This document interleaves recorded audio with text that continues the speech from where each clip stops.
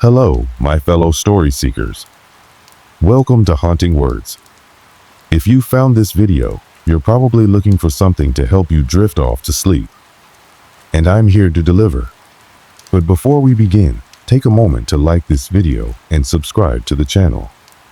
Now, get comfy, turn off the lights, and let your mind wander as I take you through tonight's story. It all began last fall when the days grew shorter and the chill of the season settled in. I lived in a modest two-bedroom home on the edge of our quiet little town. The neighborhood, tucked away from the city's hum, was almost unnervingly peaceful at night. The kind of place where the only sound was the occasional rustling of leaves or the faint bark of a dog in the distance. At the time, my roommate, Matt, and I were both juggling busy schedules. I worked from home as a freelance designer, spending most of my days glued to my laptop, while Matt was out of the house more often than not, managing late-night shifts at a diner downtown. It was a simple arrangement. We rarely saw each other during the week, but we had a rhythm that worked for us. Our evenings were uneventful, usually consisting of me making a quick dinner while half listening to a podcast or scrolling aimlessly on my phone. Afterward, I'd settle into bed with a book or watch TV until my eyes got heavy. My phone, like clockwork, would always sit beside me on my nightstand. It wasn't anything fancy, just an older model that barely held a charge. But it was reliable, and, like most people, I depended on it more than I probably should. The house itself was nothing remarkable. Built in the late 80s, it had all the quirks of an older home, the occasional creak in the floorboards, faint drafts that whispered through the windows on windy nights, and the odd hum from the refrigerator in the kitchen. I like to think those quirks gave it character. Matt and I had done our best to make it cozy. Soft lighting, warm-colored rugs, and shelves full of books and knickknacks gave the space a lived-in feel. Our neighbors were friendly enough, though we didn't interact much beyond the occasional wave or brief chat about the weather. There was Mrs. Connolly next door, an elderly widow with a collection of wind chimes that always tinkled in the breeze. Across the street lived the Parkers, a young couple with an excitable golden retriever that barked at every passing car.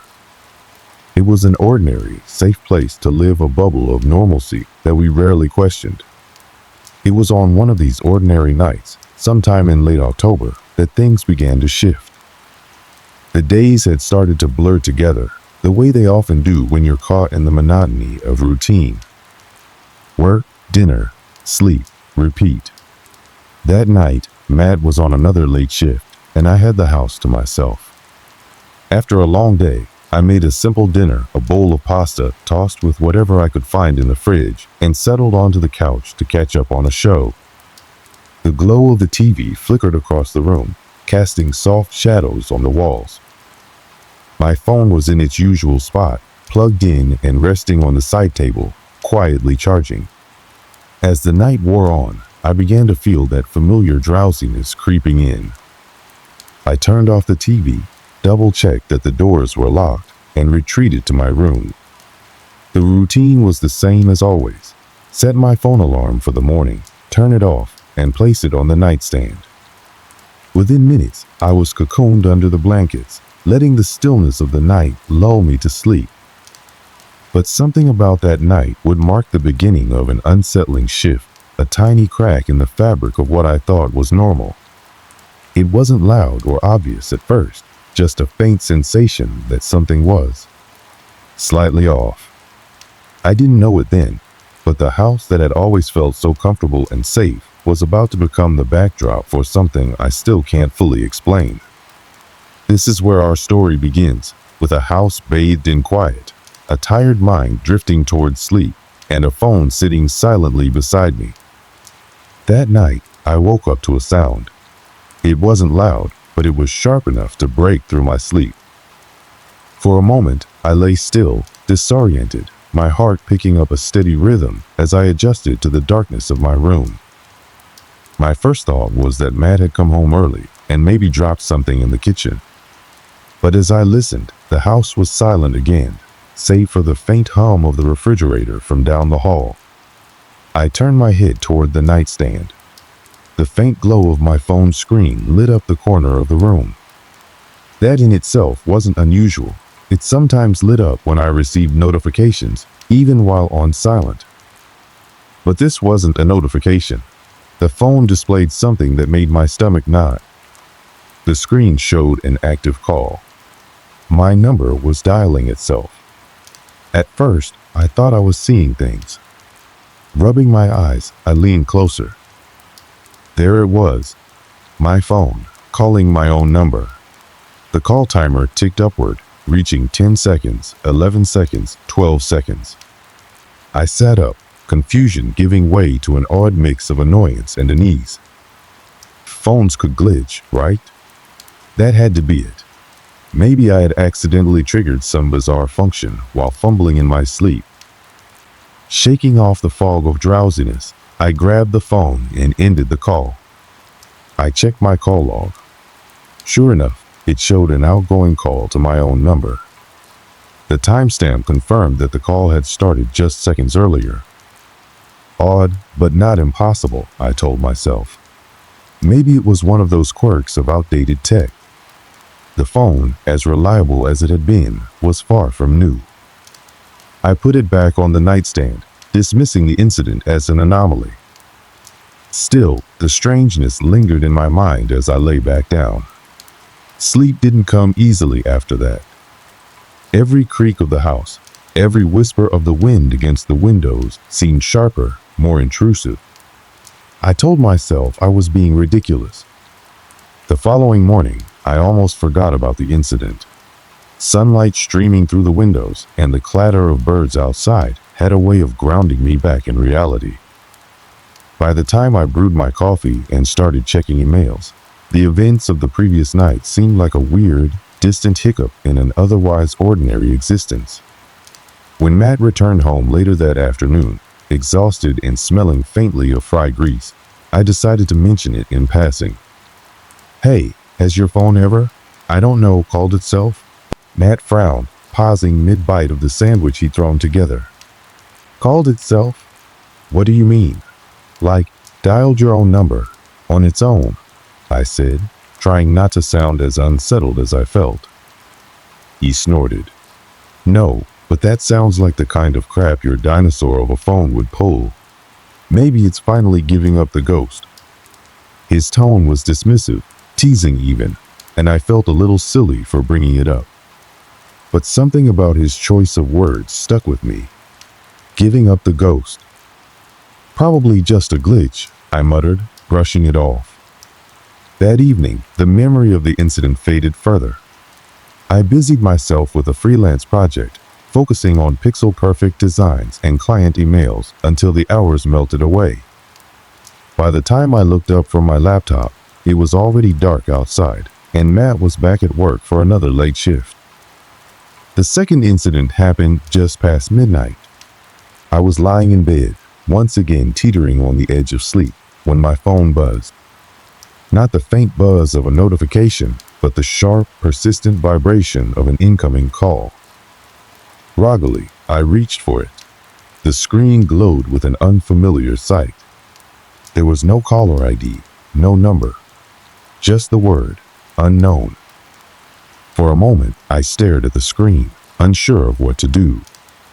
It was late, and the rational part of me wanted to ignore it. Whoever it was could leave a voicemail if it was important. But curiosity, or maybe that lingering unease from the night before, got the better of me. I swiped to answer. "Hello?" I said, my voice hoarse from sleep. There was nothing on the other end. Not silence exactly, but a faint crackling, like the static of a poor connection. I waited, my pulse quickening as I strained to catch any sound. Then, just as I was about to hang up, I heard it. A whisper. It wasn't clear enough to make out words, but it was unmistakably a whisper, low, breathy, and unsettling. The sound sent a shiver racing down my spine. "Who is this?" I demanded, trying to mask the tremor in my voice. No response. Just more static, and then the call disconnected. The next day, I couldn't shake the feeling that something was off. The rational part of me tried to find explanations. Maybe it was a prank, I told myself. Someone with too much time on their hands messing with random numbers. But the whisper, that was harder to explain. When Matt came home, I debated whether to tell him. I didn't want him to think I was losing it, but I also didn't want to keep this to myself. So, over a shared pizza, I hesitantly recounted the events of the previous night. Matt listened, his brow furrowed. You sure it wasn't a scam call? They do weird stuff like that sometimes. I don't think scam calls whisper, I shot back. Fair point, he said, though he didn't look entirely convinced. Maybe it's just some creep with a voice changer. Either way, you should block unknown numbers or something. His nonchalant attitude was mildly reassuring. Maybe I was overreacting. Technology glitches all the time, and people are weird. But deep down, I couldn't shake the feeling that there was something more to this. That night, I decided to take Matt's advice. I went into my phone settings and blocked all unknown callers. Feeling a little more in control, I finally settled into bed, hoping for an uninterrupted night. But control, I would soon learn, was a fleeting illusion. The next few nights felt like a waiting game. After blocking unknown numbers on my phone, I half expected the strange calls to stop. For the most part, they did. The silence that followed should have been a relief, but instead, it felt oppressive, like the calm before a storm. I found myself growing uneasy in my own home, jumping at small sounds that I would have ignored before. Matt, as usual, was mostly out during the nights, and I didn't want to pester him with updates about things that might not even make sense. But I wasn't imagining how the atmosphere in the house had shifted. It was subtle, almost imperceptible, a kind of heaviness that pressed in around me when I was alone. The first time I noticed the temperature difference was while sitting in the living room one evening. It was late, and I was scrolling on my laptop, catching up on some work emails. The heater had been running all day. It was late October, after all, and the house was comfortably warm. But then, out of nowhere, the air around me turned icy. At first, I thought it was a draft. The house was old, and it wasn't unusual for a gust of wind to sneak in through the less than perfectly sealed windows. I pulled a blanket around my shoulders and went back to typing, but the chill didn't go away. If anything, it deepened, creeping under the blanket and making the hair on my arms stand on end. When I glanced at the thermostat on the wall, my stomach sank. The display read a steady 72 degrees Fahrenheit, the same as it had been all day. I tried to ignore it. I told myself that I was overthinking everything because of those stupid phone incidents. But that night, as I lay in bed, I couldn't shake the feeling that I wasn't alone. The following day, I decided to do some troubleshooting. Maybe there was a rational explanation for what had been happening. I started with my phone. I spent the better part of the morning combing through tech forums and troubleshooting guides. Glitchy calls, strange interference, phantom dialing, it wasn't unheard of, especially for older devices. But nothing I read quite matched what I'd experienced. I even factory reset the phone, hoping a fresh start would put my mind at ease. It didn't. That night, the phone lit up again. This time, I wasn't asleep when it happened. I was lying in bed, scrolling mindlessly through social media when the screen flickered. For a split second, it went black, and then it powered on again, showing the familiar home screen. I frowned, watching as the brightness adjusted itself without my input. Then, as I stared, the call log opened. I froze, my fingers hovering above the screen. I hadn't touched anything. The call log populated itself, scrolling down as if an invisible hand were navigating it. It stopped on last night's unknown call, highlighting it briefly before the screen went black again. I felt a prickle of fear crawl up my spine, Swallowing hard, I powered the phone down and placed its screen down on the nightstand. Moments later, it vibrated once, sharply despite being off. The next morning, I told Matt everything. This time, I didn't bother downplaying it. He listened, his expression a mix of concern and skepticism. "Okay, that's weird," he admitted. "Are you sure no one's messing with you? Like, no prank apps or something?" I reset the phone. "There's nothing on it that shouldn't be there," I said. Matt rubbed the back of his neck, clearly at a loss. "Maybe it's just a lemon. Or maybe your number got spoofed by some scammer. Happens all the time." "Scammers don't mess with phones that are off," I shot back, my frustration bleeding into my voice. All right," Matt said, holding up his hands in mock surrender. "I'll take a look at it later, but in the meantime, maybe just keep it off." His tone was casual, but I could tell he didn't really know what to make of it. Neither did I. That night, I decided to leave the phone in the kitchen. I powered it down, double-checked that it was off, and placed it face down on the counter. I even unplugged it from the charger, just to be safe. When I woke up in the middle of the night, it wasn't because of the phone. It was because of a noise. A faint, rhythmic tapping echoed through the house. At first, I thought it might be Matt. Maybe he'd come home early and was fumbling with something in the kitchen. But as I listened, the sound grew louder, more deliberate. It wasn't random. It had a pattern. Tap, tap, tap. Pause. Tap, tap, tap. My chest tightened as I sat up in bed, straining to pinpoint the source. The sound was coming from the kitchen, directly below my room. My mind raced through possibilities. A leaky faucet, a loose pipe, even a mouse scurrying around. But none of those explanations felt right. Summoning what little courage I had, I got out of bed and crept toward the door. The wooden floor was cold under my feet, and the house seemed unnaturally quiet, save for the tapping. I hesitated at the top of the stairs, every instinct screaming at me to turn back. But I didn't. Step by step, I descended into the darkness of the first floor. The tapping grew louder, sharper, until I was standing in the doorway of the kitchen. My heart pounded in my ears as I fumbled for the light switch. When the light flickered on, the room was empty.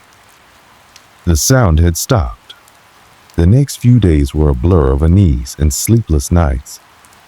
I couldn't shake the feeling that something was wrong with the house, that it wasn't just the phone or random noises. Even Matt started to notice my unease, though he was quick to rationalize everything when I brought it up. "Old houses make noise," he said one evening, shrugging as he flipped through a magazine. "It's probably just settling or something." But settling houses don't make phones call themselves, and they definitely don't make the air in a room turn ice cold for no reason. Eventually, I decided to do some digging. If I couldn't explain what was happening, maybe I could at least find some kind of pattern. I started with the house. The local library had a small archive of property records and old newspapers, and I spent an afternoon combing through them. I wasn't sure what I was looking for, maybe a history of previous owners or any mention of strange occurrences in the area. What I found was unsettling. The house had been built in the late 1980s, but its first owners had moved out after just a year. The record didn't say why, but subsequent owners hadn't stayed much longer. Every few years, the house changed hands, with no one staying for more than 3 years at a time. I also stumbled across a newspaper clipping from the early 2000s. It wasn't directly tied to the house, but it caught my attention anyway. The article mentioned a series of unexplained phone calls reported by several residents in the area. The calls, described as static-filled and accompanied by faint voices, had been dismissed as a technical issue by authorities at the time. It felt like too much of a coincidence. That night, I told Matt about what I'd found. "That's creepy," he admitted, though he still seemed skeptical. "But if this place had, like, a real history, wouldn't we have heard about it before moving in?" "Not necessarily," I said. "People don't always advertise that kind of thing." "Okay, but even if there's something to it, what are we supposed to do? Call a Ghostbuster?" The sarcastic edge in his voice annoyed me, but I couldn't blame him for not taking it seriously. After all, I wasn't sure what I believed either. That night, the tapping returned. And this time, it wasn't just in the kitchen. It was everywhere. It seemed to follow me as I moved through the house, growing louder and more erratic. By the time I reached the living room, I was trembling. I grabbed my phone, desperate for some kind of connection to the outside world. But when I powered it on, the screen was blank. No apps, no icons, just a stark white screen. And then, faintly, I heard it. A whisper. The same one from before, crackling faintly through the phone's speaker. It wasn't until Matt burst through the front door, startled by my panicked text from his break at work, that the whisper stopped. Leaving the house wasn't as simple as throwing our belongings into suitcases and walking out the door. Every step felt like we were being watched, the oppressive atmosphere clinging to us like a second skin. But after everything that had happened, Matt and I were in full agreement. We couldn't stay another night.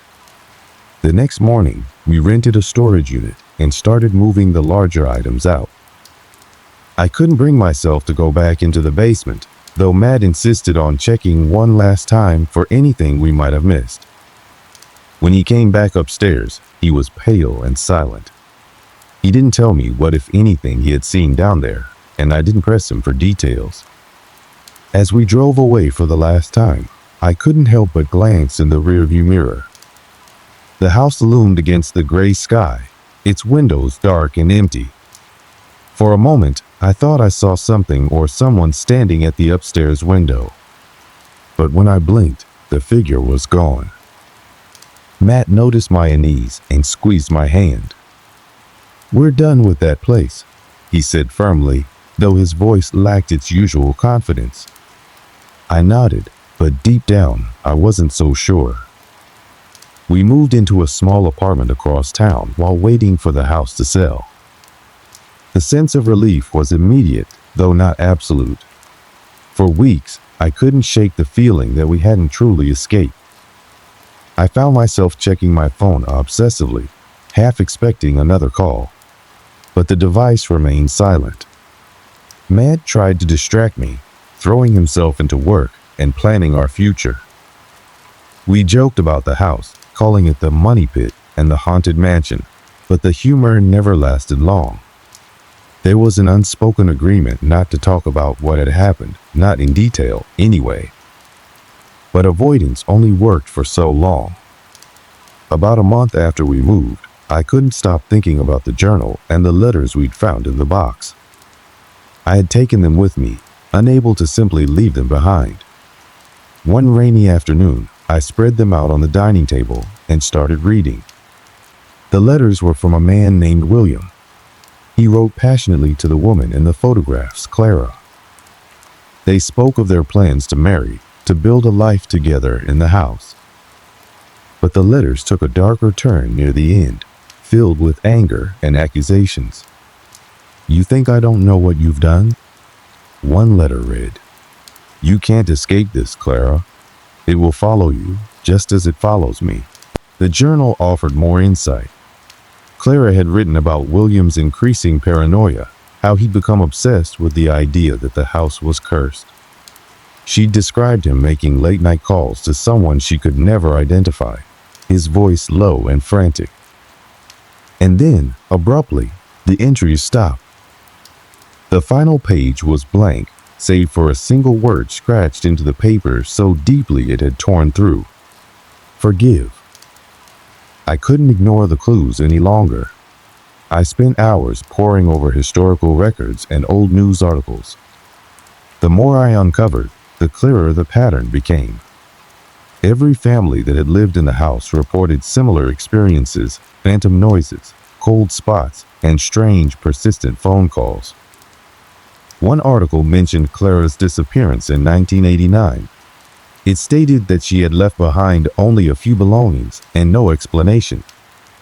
The house was sold shortly after. And then there was William. His name appeared in an obituary dated just a year later. The cause of death was listed as suicide, and the article noted he had been found clutching a phone in his hand.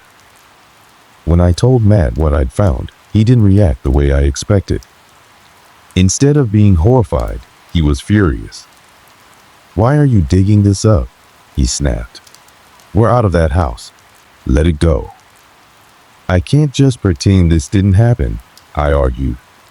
"What if it happens to whoever buys the place next?" "That's not our problem anymore," he said, his voice cold.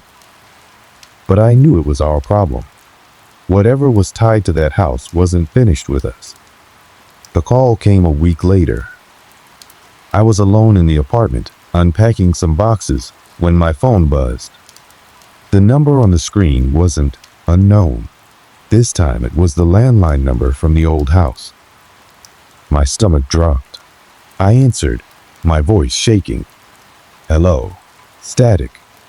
Then, faintly, the same voice I had heard that night in the basement. "Anna, you can't run." The line went dead. Matt and I decided to take drastic measures.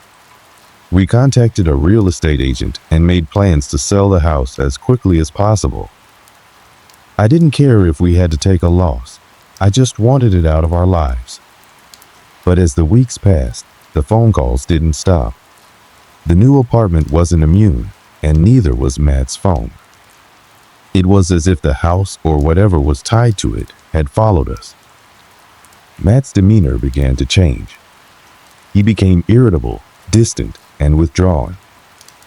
I caught him staring at his phone for hours, as if waiting for it to ring. One night, I woke to find him sitting in the living room, his phone to his ear. He wasn't saying anything, just listening. When I touched his shoulder, he flinched violently. His eyes were hollow, and his skin was clammy. "Who were you talking to?" I asked, my voice barely above a whisper.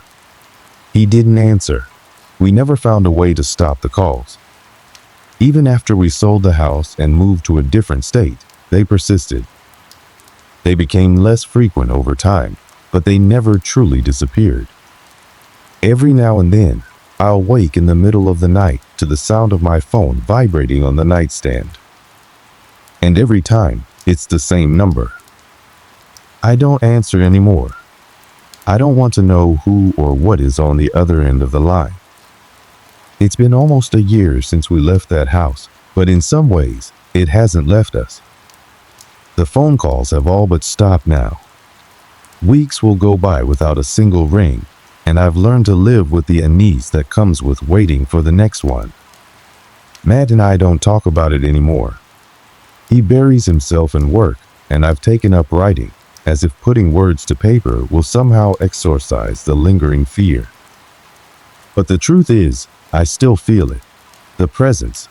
It's subtle, like a shadow that moves just out of sight, or the faint hum of static on an old television. It's not tied to a location, it's tied to us. I've spent countless nights replaying everything in my head, trying to make sense of it all. Who or what was in that house? Was it Clara? William? Or something older, something darker that had latched onto their pain and sorrow? The answers are as elusive as the calls themselves.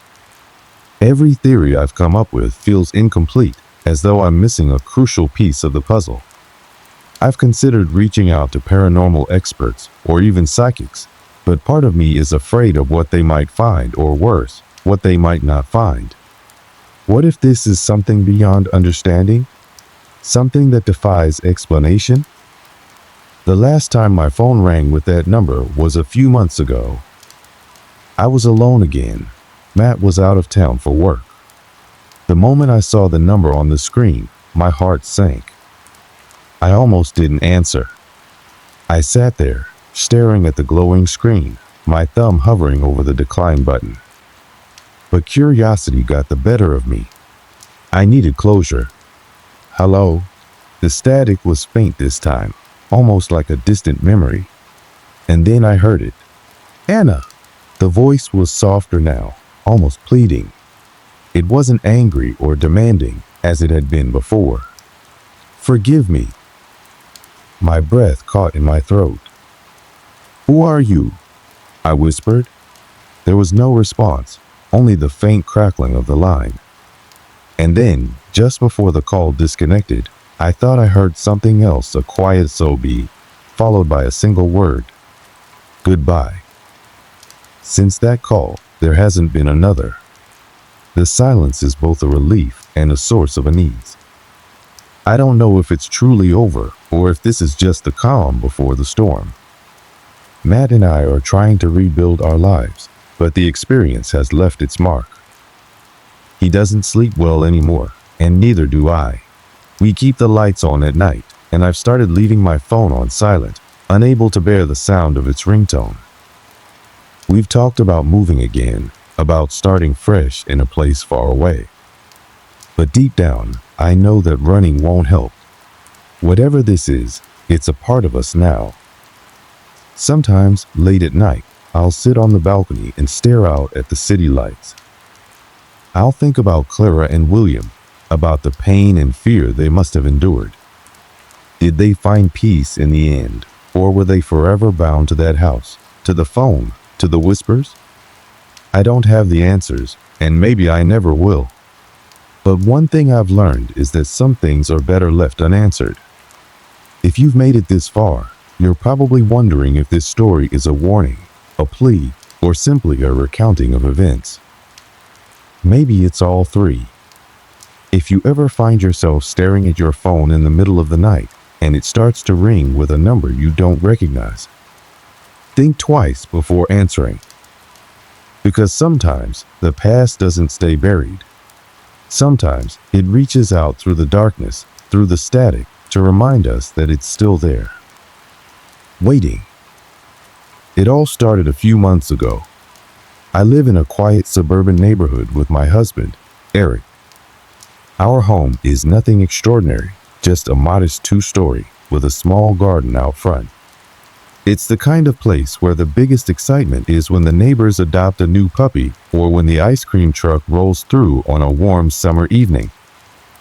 Eric and I have been married for 5 years. We both work from home. He's a software engineer, and I freelance as a copy editor. Our lives are comfortable, predictable even. Most days, we wake up around 7, share a pot of coffee while scrolling through our mails, and spend the morning in our respective home offices. Lunch is usually something quick, a sandwich or leftovers from the night before, followed by more work. In the evenings, we'll unwind with a movie or a board game, depending on our mood. Sometimes we'll go for a walk around the neighborhood, waving at familiar faces as we pass. It's not glamorous, but it's a life we're happy with. We've always been the kind of couple who takes comfort in routine. It's grounding, especially in a world that feels increasingly chaotic. But there's one thing about our routine that stands out, a small, mundane detail that would later take on a much darker significance. Every Sunday morning, we clean out our phones.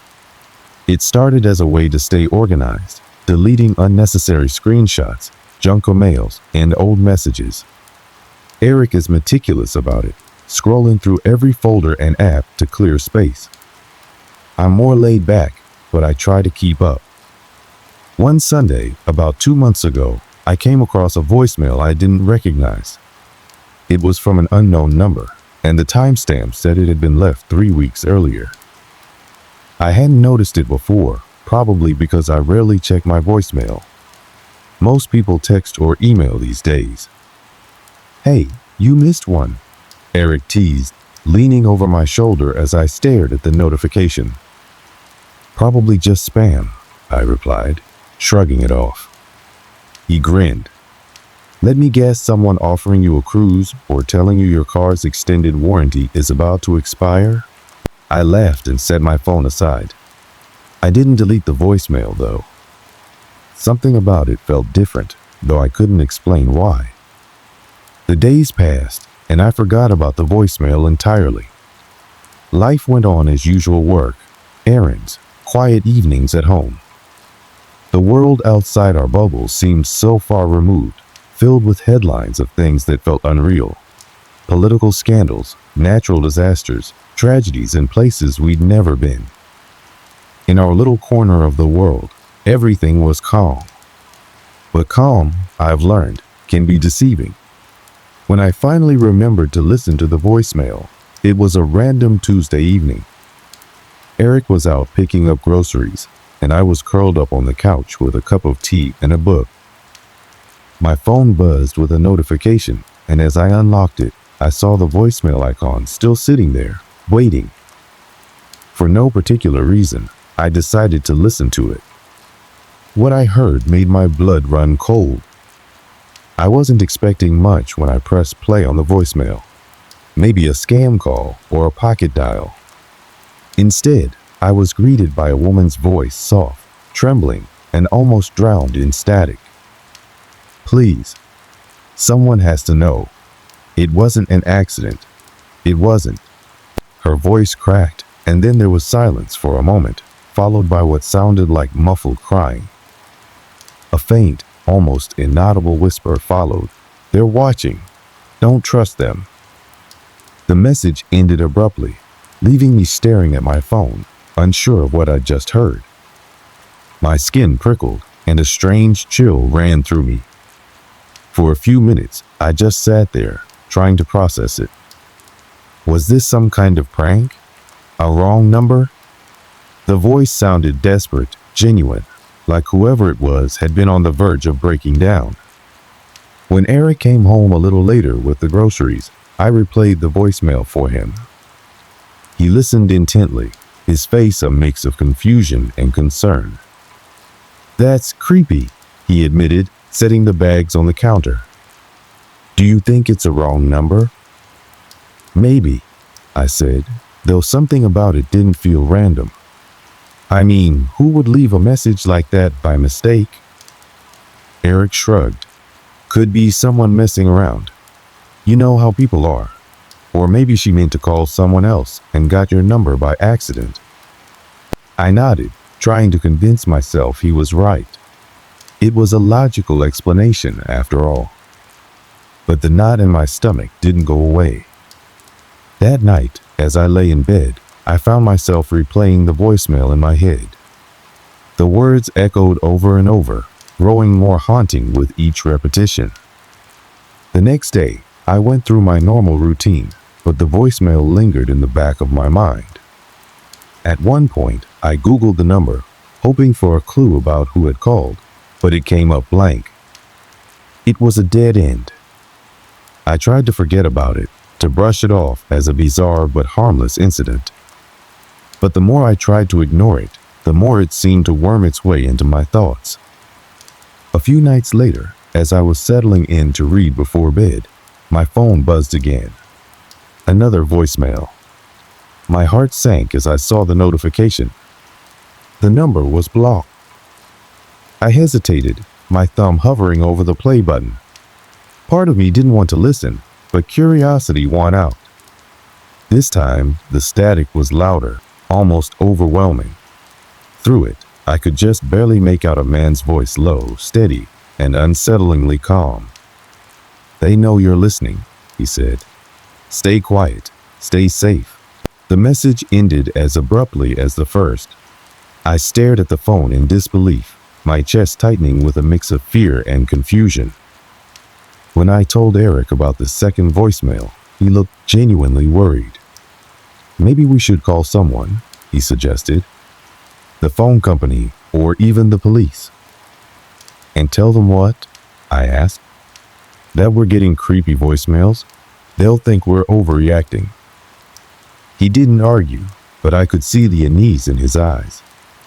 Over the next week, I couldn't shake the feeling that something wasn't right. I started jumping at small noises around the house, and every time my phone buzzed, I felt a surge of dread. I stopped answering unknown calls altogether. It wasn't just the voicemails, I felt like I was being watched, though I couldn't explain why. One night, I was home alone while Eric worked late. I was sitting in the living room, scrolling through my phone, when I heard a faint noise. It was coming from the kitchen, a soft, rhythmic tapping. I froze, listening. It sounded like someone drumming their fingers on the countertop. "Eric?" I called, even though I knew he wasn't home. The tapping stopped. I got up slowly, my heart pounding, and walked into the kitchen. It was empty. I checked the back door. It was locked. The windows were secure. I stood there for a moment, straining to hear anything else, but the house was silent. When Eric got home, I told him about the noise. He brushed it off as the house settling or the fridge making sounds, but his casual tone didn't quite mask the concern in his eyes. The third voicemail came a few days later, and this time I didn't hesitate to listen. "You shouldn't have ignored me," the woman's voice said. It was the same voice as the first message, but now there was an edge to it, a mix of anger and fear. "I tried to warn you. They're coming." And then, just like before, the voicemail cut off. By now, Eric was just as disturbed as I was. "This isn't random," he said, pacing the living room. "Whoever this is, they're targeting you." "But why?" I asked, my voice shaking. "I don't know these people. I've never done anything to anyone." Neither of us had an answer. All we could do was wait, wondering what would happen next. After the third voicemail, the atmosphere in our home changed. It was subtle at first, more drawn curtains, an extra glance at the locks before bed. But soon, the unease started creeping into every corner of our lives. It felt as if the air had thickened, like some invisible presence was pressing in on us, watching. Eric and I decided to take action. We changed our phone numbers, thinking it might put an end to the messages. For a few days, it worked. My phone was silent, free from the ominous buzz of an unknown caller. But then, one evening, just as we were starting to let our guard down, it happened again. I was folding laundry when my phone buzzed on the table. The screen lit up with a notification, a voicemail. No call, just a message. The number was blocked again. I stared at it for a moment, debating whether to listen. Eric came into the room, carrying a cup of tea, and saw the look on my face. "What's wrong?" he asked. "It's back," I said, holding up my phone. Eric set the tea down and sat beside me. "Play it." Taking a deep breath, I pressed play. This time, the static was so loud it made me wince. The voice was muffled, distant, but unmistakably the same woman from the earlier messages. "Why won't you listen?" she said, her voice rising with desperation. "They're closer now. You don't have much time." There was a sound in the background, something sharp and metallic, like a knife scraping against stone. Then a low, guttural noise that made my skin crawl. "Please," she whispered, her voice cracking. "Please stop them before it's too late." The voicemail ended abruptly, leaving us sitting there in stunned silence. That night, neither of us slept. Every creak of the house felt sinister, every shadow menacing. At one point, I thought I heard faint footsteps outside, but when I peeked through the curtains, there was nothing there. The next morning, Eric suggested we set up security cameras. "Even if this is just some sick prank, we need to know if someone's actually coming near the house," he said. I agreed. By that evening, we had cameras installed around the property, their red lights blinking like tiny sentinels. A week went by without incident. No strange noises, no voicemails, no unexplained events. The tension started to ease, though I still jumped at every notification on my phone. Then, one morning, I woke up to find an email in my inbox. It had no subject line and no sender. just a blank space where the email address should have been. I clicked on it, my stomach twisting with dread. The email contained a single line of text. "Did you check the camera footage?" I gasped and immediately called Eric over. We pulled up the footage from the previous night, scrolling through hours of empty frames. And then we saw it. At 3:33 a.m., the camera overlooking the backyard captured someone. A figure stood near the edge of the yard, just beyond the glow of the porch light. They were tall, dressed in black, their face obscured by a hood. The figure stood there for several minutes, completely still, before turning and disappearing into the shadows. My heart pounded as we replayed the clip over and over. "Who is that?" I whispered, my voice trembling. Eric shook his head. "I don't know, but they're not getting near this house again." The next few nights were hell. Every creak, every gust of wind felt like a threat. The voicemails returned, each one more unnerving than the last. One message was just heavy breathing, interspersed with faint whispers I couldn't quite make out. Another had a sound like nails scratching against metal, followed by a voice calm, male, and chilling. "You can't hide forever," it said. Desperate for answers, we decided to dig deeper. Eric scoured the internet, searching for anything that might explain the messages. I started keeping a journal, writing down every detail I could remember, hoping to find some pattern or clue. One night, while combing through old voicemails, I noticed something strange. In the background of one of the earlier messages, there was a faint sound, a series of beeps. Eric enhanced the audio, isolating the sound. It was Morse code. The message translated to a single word: help. We debated calling the police, but what could we say? That someone was leaving cryptic messages and standing in our yard at night? We had no proof of a crime, no evidence that anyone meant us harm, just a growing sense of dread that something was terribly wrong. As the days passed, the messages became more frequent. The static grew louder, the voices more insistent. One voicemail simply said, "They're here," followed by the sound of breaking glass. We rushed to check the windows and doors, but everything was intact. The sound hadn't come from our house. The breaking point came one evening when we were sitting in the living room.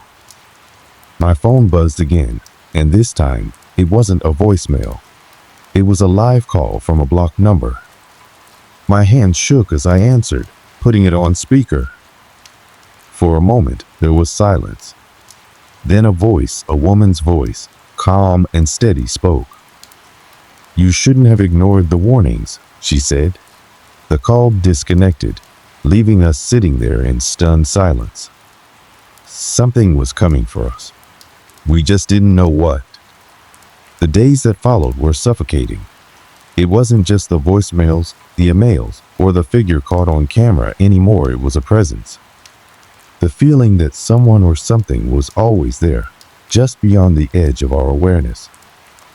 Eric and I barely spoke unless it was necessary. Our conversations revolved around safety measures, checking the locks, monitoring the cameras, or keeping lights on at night.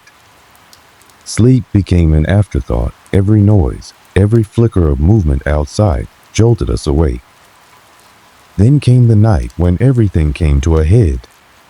It was around midnight, and the house was eerily quiet. Eric was sitting in the living room, flipping through the camera feeds on his laptop, while I lay in bed, staring at the ceiling. I had just started to drift off when a loud crash shattered the silence. I bolted upright, my heart pounding. "Eric?" I called out. "Stay there," he shouted back. I could hear him scrambling in the other room, followed by the unmistakable sound of our front door slamming shut. I jumped out of bed and rushed to the living room. The laptop was still open, showing the camera feed from the front porch. The image froze me in place. A man was standing at our door. He was tall, dressed in dark clothes, and his face was obscured by some kind of mask. His hand was pressed against the glass, and he was staring directly at the camera. And then he moved. He turned his head slowly, as if he could see me standing there watching. A chill ran down my spine. It felt as though he were looking right through the screen, directly at me. The screen flickered, and the feed went dark. I ran to the front door, but Eric wasn't there. "Eric!" I screamed, my voice cracking. There was no response. My phone buzzed on the coffee table. A voicemail. I hesitated for a moment, then pressed play. The static was so loud I had to hold the phone away from my ear. Through it, I could hear Eric's voice, muffled and frantic. "Help! They're coming! Run!" The message cut off, leaving only static. My blood ran cold. I grabbed a flashlight and cautiously opened the door. The street was empty, the air thick with an unnatural stillness. "Eric!" I shouted, stepping onto the porch. My voice echoed, unanswered. That's when I heard it, a faint, rhythmic tapping, like someone knocking on a window. I turned, shining the flashlight toward the side of the house. Nothing. The tapping grew louder, more insistent. It was coming from the backyard. I followed the sound, my heart hammering in my chest. The backyard was bathed in darkness, the flashlight casting long, shifting shadows. Near the edge of the yard, by the tree line, I saw movement. Someone or something was standing there, partially obscured by the shadows. "Who's there?" I called, trying to keep my voice steady.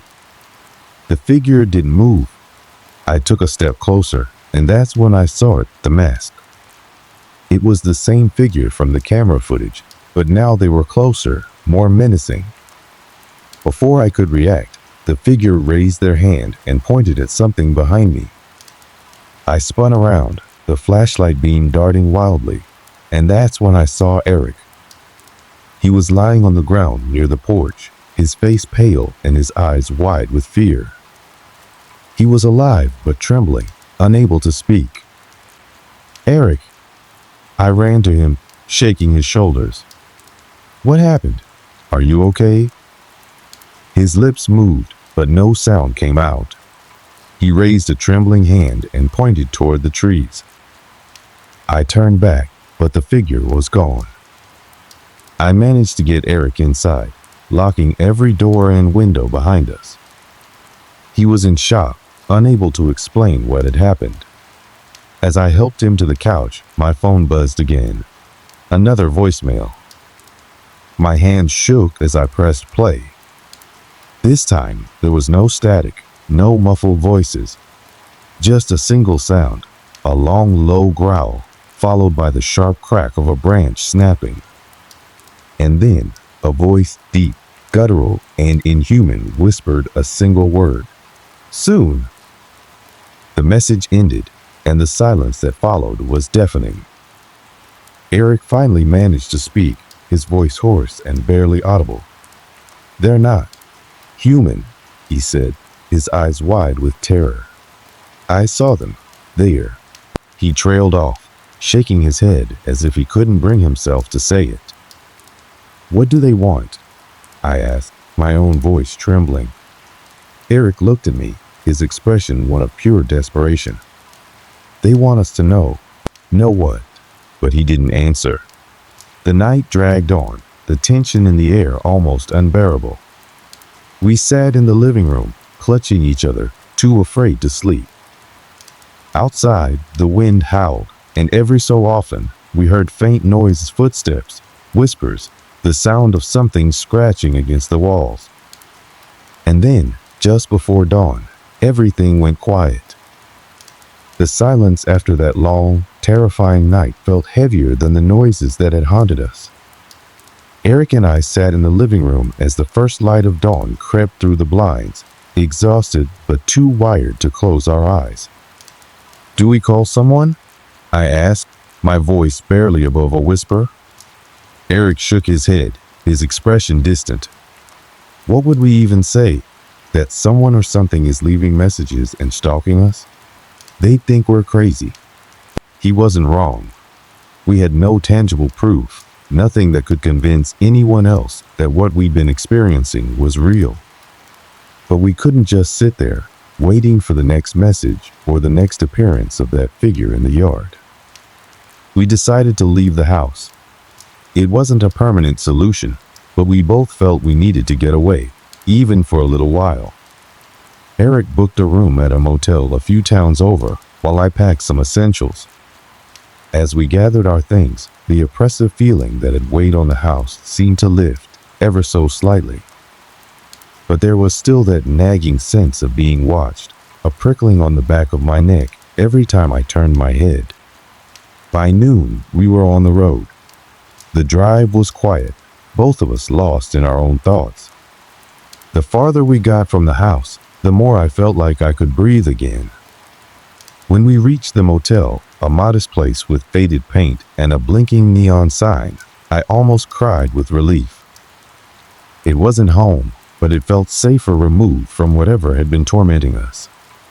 That night, I was hesitant to check my phone, afraid of finding another voicemail waiting for me. But curiosity won out. When I finally unlocked it, there was nothing. No missed calls, no messages. For the first time in weeks, I felt a sliver of hope. Eric, however, wasn't as convinced. "Whatever this is, it's not over," he said, sitting on the edge of the bed. "They're just giving us time to think we're safe." I didn't want to believe him, but deep down, I knew he was right. The following morning, we decided to go back to the house, just to check on it. As we pulled into the driveway, my stomach churned with unease. The house looked the same as we'd left it, but something felt off. Inside, everything was undisturbed. No broken windows, no signs of forced entry. But when we checked the security cameras, our hearts sank. The footage from the night we'd left showed the figure again, this time closer to the house. The masked man walked around the perimeter, pausing at each window, his head tilted as if listening. At one point, he stopped directly in front of the camera and reached up to touch it. The screen flickered and the feed went black. Eric cursed under his breath, his hand shaking as he shut the laptop. "We're not staying here," he said firmly. We spent the next few days bouncing between motels, unsure of what to do. The voicemails didn't return, but the feeling of being watched never left us. Then, one evening, an email appeared in my inbox. Like before, it had no subject line and no sender. But this time, it contained an attachment, a single image. I opened it cautiously, my heart racing. It was a photo of Eric and me, taken from outside a window. The angle suggested it had been shot from the backyard of our home. The timestamp on the photo was from the night we'd left. At that point, we knew we couldn't keep running. We needed answers. Eric suggested reaching out to someone who might specialize in the paranormal or unexplained phenomena, someone who might believe us. I was skeptical but desperate. We found a local investigator, an older man named Richard, who had dealt with similar cases before. When we showed him the voicemails, the footage, and the photo, he didn't seem surprised. "You've caught their attention," he said matter-of-factly. "Who's they?" I asked, my frustration bubbling over. Richard didn't answer immediately. Instead, he pulled out a worn notebook filled with scribbled notes and sketches. "This isn't the first time I've heard of something like this," he said. "Voicemails, shadowy figures, that overwhelming sense of dread, it's all part of a pattern." Richard believed we were dealing with something more than a prank or a stalker. He called it an echo, a remnant of something terrible that had happened, latching onto anyone who got too close to the truth. "What truth?" Eric demanded. Again, Richard didn't have a clear answer. "Whatever it is, it's not finished with you. You need to decide, are you going to confront it, Or are you going to keep running? We didn't know what to do. Confronting it felt impossible. We didn't even know what it was. But running had only made things worse. That night, as we sat in yet another unfamiliar motel room, we made a decision. We would go back to the house. Not to live there, but to face whatever was waiting for us. It was the only way to end it. We returned to the house on a cold, overcast afternoon. The sky was heavy with clouds, casting long shadows across the yard. It felt wrong to be back, but we were determined to put an end to whatever had taken over our lives. Inside, the house felt almost unfamiliar. The furniture, the photos on the walls, they were ours, but they seemed distant, as though we were intruding on someone else's space. The air was thick, oppressive, and it was eerily quiet. Eric carried a bag containing a flashlight, his laptop with the security footage, and a notebook where we had written every detail of the events we'd experienced. I had my phone in hand, set to record audio, just in case something happened. We sat at the dining table, the same one where we had first listened to the voicemails. The silence stretched on as we debated our next move. "Let's play them again," Eric said finally. I hesitated, but he was right. If we were going to face this, we needed to understand it. I opened my phone and pulled up the first voicemail. As the static-filled message played, I tried to focus on the background noises, the faint whispers, the clicking sounds, the strange hum. Each one felt like a piece of a puzzle we couldn't solve. The second message was the same static, muffled cries, a woman's desperate plea. "Help them," she'd said. "Who's them?" I murmured, half to myself. Eric shook his head. "Maybe it's not about us. Maybe it's about someone else. Or something else." As we listened to the third voicemail, something changed. The static grew louder, more insistent, until it drowned out everything else. Then, without warning, the house shuddered. It was a low, rumbling vibration that made the floorboards creak and the windows rattle. I grabbed Eric's arm, my heart racing. "What was that?" I whispered. Eric stood, clutching the flashlight. "I don't know. Stay here." I didn't argue. He moved cautiously toward the hallway, the beam of his flashlight cutting through the dim light. I sat frozen, gripping my phone, the recording still running. And then I heard it, a soft, almost melodic hum. It was faint at first, like someone humming a lullaby in another room. But it grew louder, closer, until it seemed to echo all around me. I turned toward the sound, and that's when I saw her. A figure stood in the doorway to the living room, a woman, her features blurred and indistinct, as though she were standing behind a veil of smoke. She was dressed in old-fashioned clothes, her hair falling in loose waves around her face. For a moment, we just stared at each other. She didn't move, didn't speak, but her presence filled the room with an unbearable weight. "Who are you?" I managed to choke out, my voice trembling. Her lips moved, but no sound came out. Then, slowly, she raised a hand and pointed toward the corner of the room. I turned, and my blood ran cold. In the corner, barely visible in the shadows, was another figure. This one was darker, its form jagged and angular, like a silhouette torn from the fabric of reality. It shifted and writhed, its movements unnatural and terrifying. The woman's voice broke through the hum, soft but urgent. "They're trapped," she said. "You must stop it." "Stop what?" I cried, panic rising in my chest. But she didn't answer. The dark figure surged forward, and the room plunged into chaos. The flashlight's beam wavered as Eric returned, his face pale. "We need to go," he shouted, grabbing my arm. I stumbled to my feet, the oppressive weight in the room pressing down on me.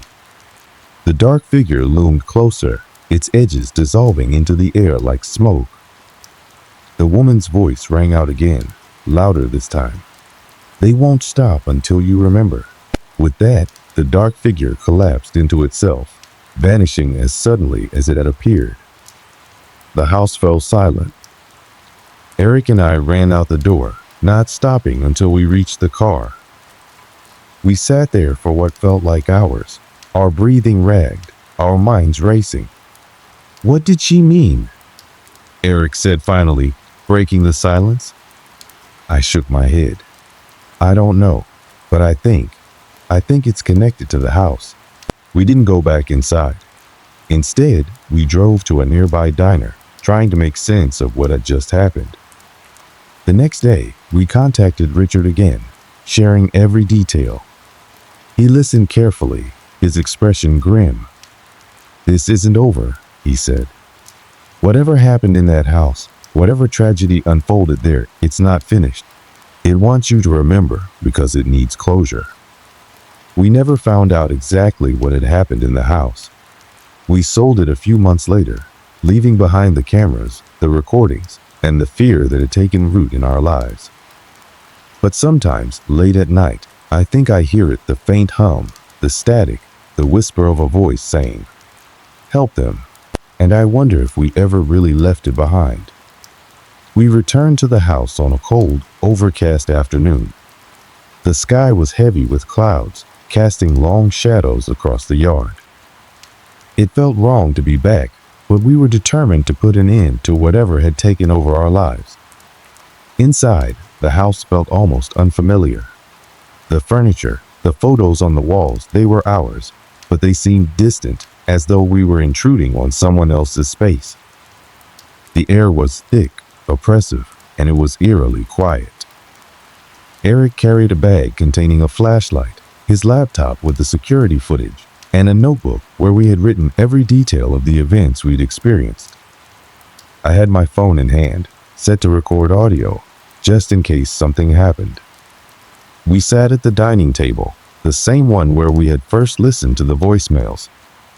The silence stretched on as we debated our next move. "Let's play them again," Eric said finally. I hesitated, but he was right. If we were going to face this, we needed to understand it. I opened my phone and pulled up the first voicemail. As the static-filled message played, I tried to focus on the background noises, the faint whispers, the clicking sounds, the strange hum. Each one felt like a piece of a puzzle we couldn't solve. The second message was the same static, muffled cries, a woman's desperate plea. "Help them," she'd said. "Who's them?" I murmured, half to myself. Eric shook his head. "Maybe it's not about us. Maybe it's about someone else, or something else." As we listened to the third voicemail, something changed. The static grew louder, more insistent, until it drowned out everything else. Then, without warning, the house shuddered. It was a low, rumbling vibration that made the floorboards creak and the windows rattle. I grabbed Eric's arm, my heart racing. "What was that?" I whispered. Eric stood, clutching the flashlight. "I don't know. Stay here." I didn't argue. He moved cautiously toward the hallway, the beam of his flashlight cutting through the dim light. I sat frozen, gripping my phone, the recording still running. And then I heard it, a soft, almost melodic hum. It was faint at first, like someone humming a lullaby in another room. But it grew louder, closer, until it seemed to echo all around me. I turned toward the sound, and that's when I saw her. A figure stood in the doorway to the living room, a woman, her features blurred and indistinct, as though she were standing behind a veil of smoke. She was dressed in old-fashioned clothes, her hair falling in loose waves around her face. For a moment, we just stared at each other. She didn't move, didn't speak, but her presence filled the room with an unbearable weight. "Who are you?" I managed to choke out, my voice trembling. Her lips moved, but no sound came out. Then, slowly, she raised a hand and pointed toward the corner of the room. I turned, and my blood ran cold. In the corner, barely visible in the shadows, was another figure. This one was darker, its form jagged and angular, like a silhouette torn from the fabric of reality. It shifted and writhed, its movements unnatural and terrifying. The woman's voice broke through the hum, soft but urgent. "They're trapped," she said. "You must stop it." "Stop what?" I cried, panic rising in my chest. But she didn't answer. The dark figure surged forward, and the room plunged into chaos. The flashlight's beam wavered as Eric returned, his face pale. "We need to go," he shouted, grabbing my arm. I stumbled to my feet, the oppressive weight in the room pressing down on me. The dark figure loomed closer, its edges dissolving into the air like smoke. The woman's voice rang out again, louder this time. "They won't stop until you remember." With that, the dark figure collapsed into itself, vanishing as suddenly as it had appeared. The house fell silent. Eric and I ran out the door, not stopping until we reached the car. We sat there for what felt like hours, our breathing ragged, our minds racing. "What did she mean?" Eric said finally, breaking the silence. I shook my head.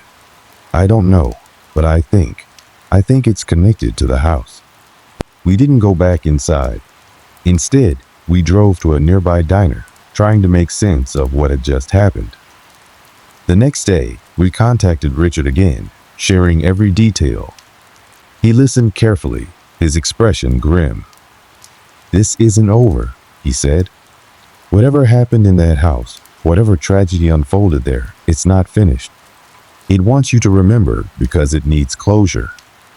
We never found out exactly what had happened in the house. We sold it a few months later, leaving behind the cameras, the recordings, and the fear that had taken root in our lives. But sometimes, late at night, I think I hear it, the faint hum, the static, the whisper of a voice saying, "Help them." And I wonder if we ever really left it behind.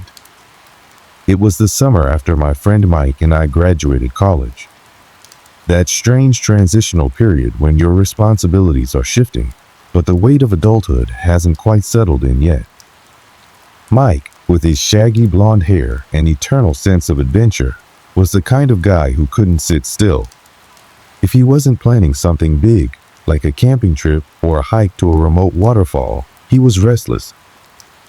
I wasn't as daring as Mike, but his energy was contagious. So, when he suggested a road trip across a few states to celebrate finishing school, I said yes without hesitation. He even convinced Lauren, my quiet yet sarcastic childhood friend, to tag along. Our plan was simple: head west, hit some roadside attractions, and make it to the Rockies before circling back. We had no rigid itinerary, just a shared love for cheap motels, greasy diners, and the thrill of the open road. Mike volunteered to drive. He'd recently bought an old Toyota pickup that, despite its battered exterior, was surprisingly reliable. "This thing's built like a tank," he'd say, patting the hood affectionately. Lauren and I split the passenger seat and the back of the truck's extended cab. It was cramped but cozy, and the whole setup made it feel like an adventure. The first few days were everything we'd hoped for: early starts, late-night stops at sketchy diners, and stretches of highway that seemed to go on forever. The truck's radio was our lifeline, blasting everything from classic rock to static-filled local stations as we drove deeper into less populated areas. By the fourth day, we were somewhere in the Midwest. The towns were fewer and farther between, and the horizon was endless fields of corn and wheat. Mike loved it. "This is what freedom looks like," he said, grinning as he leaned out the window to feel the wind on his face. Lauren wasn't as impressed. "Freedom smells like fertilizer," she muttered, earning a laugh from me. That night, we pulled into a tiny, family-run motel off a lonely stretch of highway. The neon sign buzzed faintly in the humid air, and the woman at the front desk looked like she hadn't smiled in years. We rented a room with 2 twin beds and a pull-out couch. Mike claimed the couch, saying it was only fair since he'd been driving all day. We stayed up late, eating vending machine snacks and playing cards. For a moment, life felt perfectly normal. The next morning, we were back on the road. As we drove deeper into rural America, cell service became unreliable, and the GPS on Mike's phone struggled to keep up. We relied more on the old paper map he'd insisted on bringing, which Lauren mockingly called his treasure map. Somewhere near the Nebraska-Kansas border, we took a wrong turn. Mike swore he knew a shortcut, but an hour later, we were still on the same narrow, empty road. The sun was setting, and the fields on either side of us seemed to stretch endlessly into the horizon. "I told you this wasn't right," Lauren said, staring out the window at the desolate landscape. Mike ignored her, squinting at the road ahead. "There's gotta be a town or something soon. Just trust me." I stayed quiet, watching as the light faded and the road became harder to see. The truck's headlights cut through the growing darkness, illuminating nothing but gravel and the occasional tree. We finally stumbled upon a small gas station, its single pump rusted and ancient. The building looked like it hadn't been updated since the 1950s, with peeling paint and a flickering fluorescent sign that read, "Open." Mike pulled in, and we climbed out, stretching our legs. The air was cool and unnervingly quiet. There were no other cars, no houses nearby, just us and the faint hum of the station's light. Lauren leaned against the truck, her arms crossed. "This place gives me the creeps," she said. Mike rolled his eyes. "It's just old. Not everything has to be shiny and new." He went inside to ask for directions, while Lauren and I waited outside. The stillness was unsettling. Even the wind seemed to hold its breath. After what felt like forever, Mike emerged, holding a folded piece of paper. "The guy inside gave me directions. Says there's a small town about 10 miles up this road." "What guy?" I asked, glancing toward the station's darkened windows. Mike frowned. "The clerk. He was sitting behind the counter." Lauren and I exchanged a look. Neither of us had seen or heard anyone else. "Whatever," Mike said, brushing it off. "Let's just go." We followed the directions, but the road grew narrower and rougher. Potholes jarred the truck, and the trees lining the road seemed to close in around us, their branches clawing at the sky.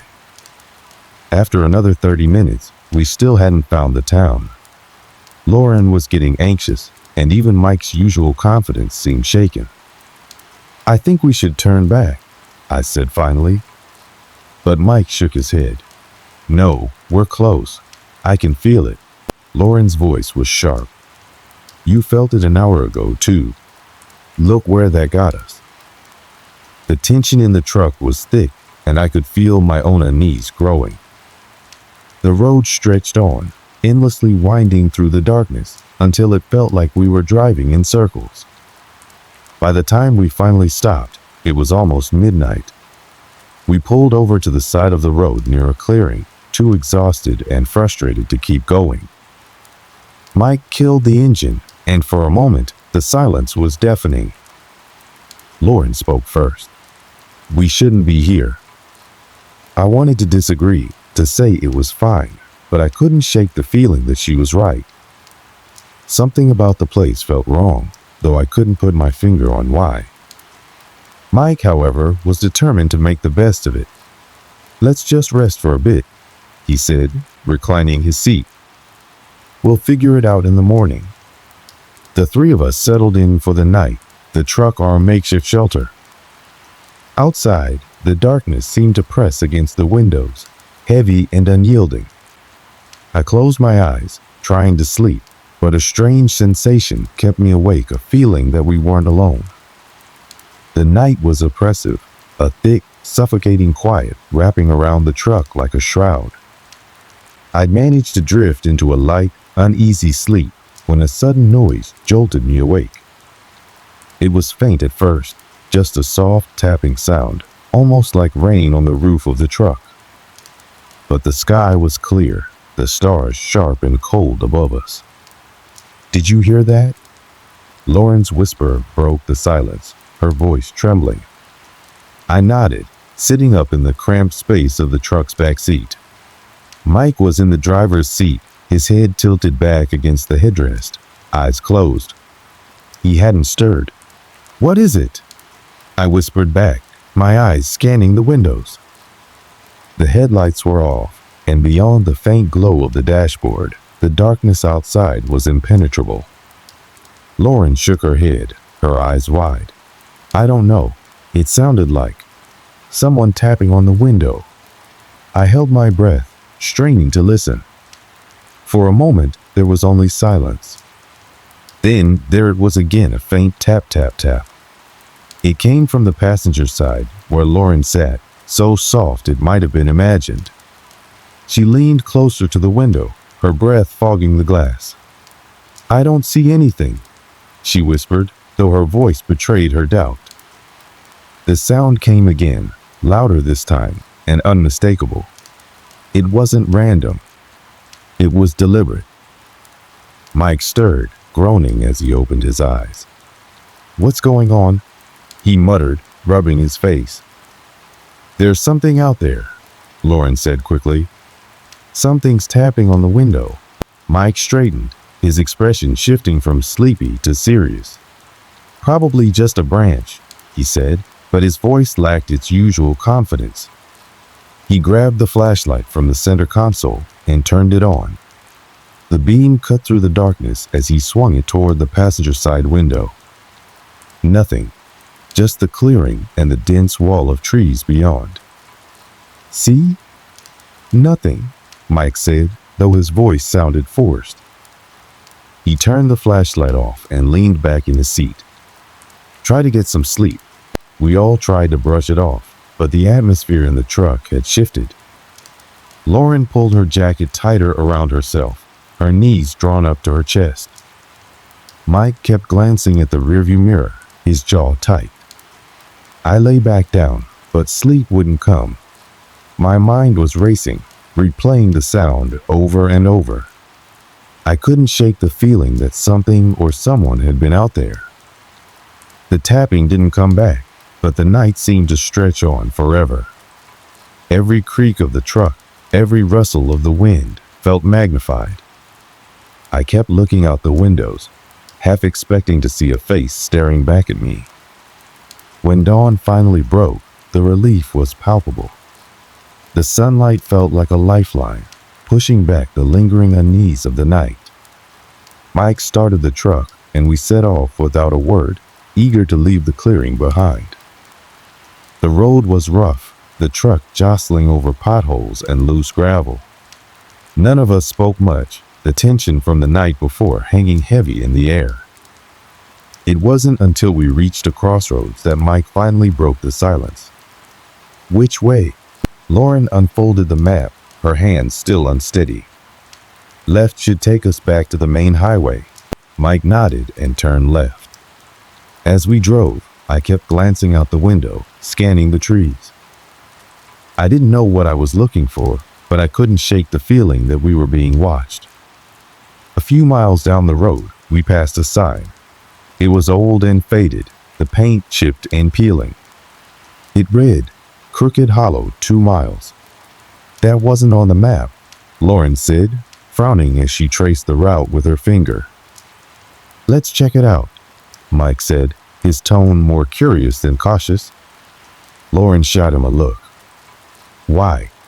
"We need to get back to the highway." "Come on," Mike said, his grin returning. "It's just a quick detour. Might be cool." I hesitated, torn between agreeing with Lauren and indulging Mike's adventurous streak. Finally, I sighed. "Fine, but if it's sketchy, we're turning around." The road to Crooked Hollow was narrow and overgrown, the trees forming a canopy that blocked out most of the sunlight. The truck's tires crunched over gravel as we followed the winding path. The town, or what was left of it, appeared suddenly, like a ghost materializing out of the trees. It was little more than a handful of crumbling buildings, their windows shattered and roofs sagging. We stopped in what might have once been a town square, though it was now just a patch of dirt and weeds. "This place is dead," Lauren said, her voice hushed. Mike turned off the engine and stepped out of the truck, stretching. "Let's look around," he said, his excitement undeterred. "Are you serious?" Lauren snapped. "This place is creepy as hell. All the more reason to explore," Mike said, grinning. I hesitated, but followed him. Lauren stayed by the truck, her arms crossed. The buildings were eerily silent, their interiors dark and musty. Most of them were empty, but one still had furniture, a dusty table, a broken chair, and a rusted stove. As we wandered, I felt a growing sense of unease. It wasn't just the state of the town, it was the feeling that we weren't alone. "Hey, check this out," Mike called from one of the buildings. I found him standing in what looked like a general store. He was holding an old ledger, the pages yellowed and brittle. "Look at the last entry," he said, pointing. The writing was faint, but I could make out the words. "They're coming." God help us. I felt a chill run down my spine. "Let's go," I said, my voice firm. Mike hesitated, but finally nodded.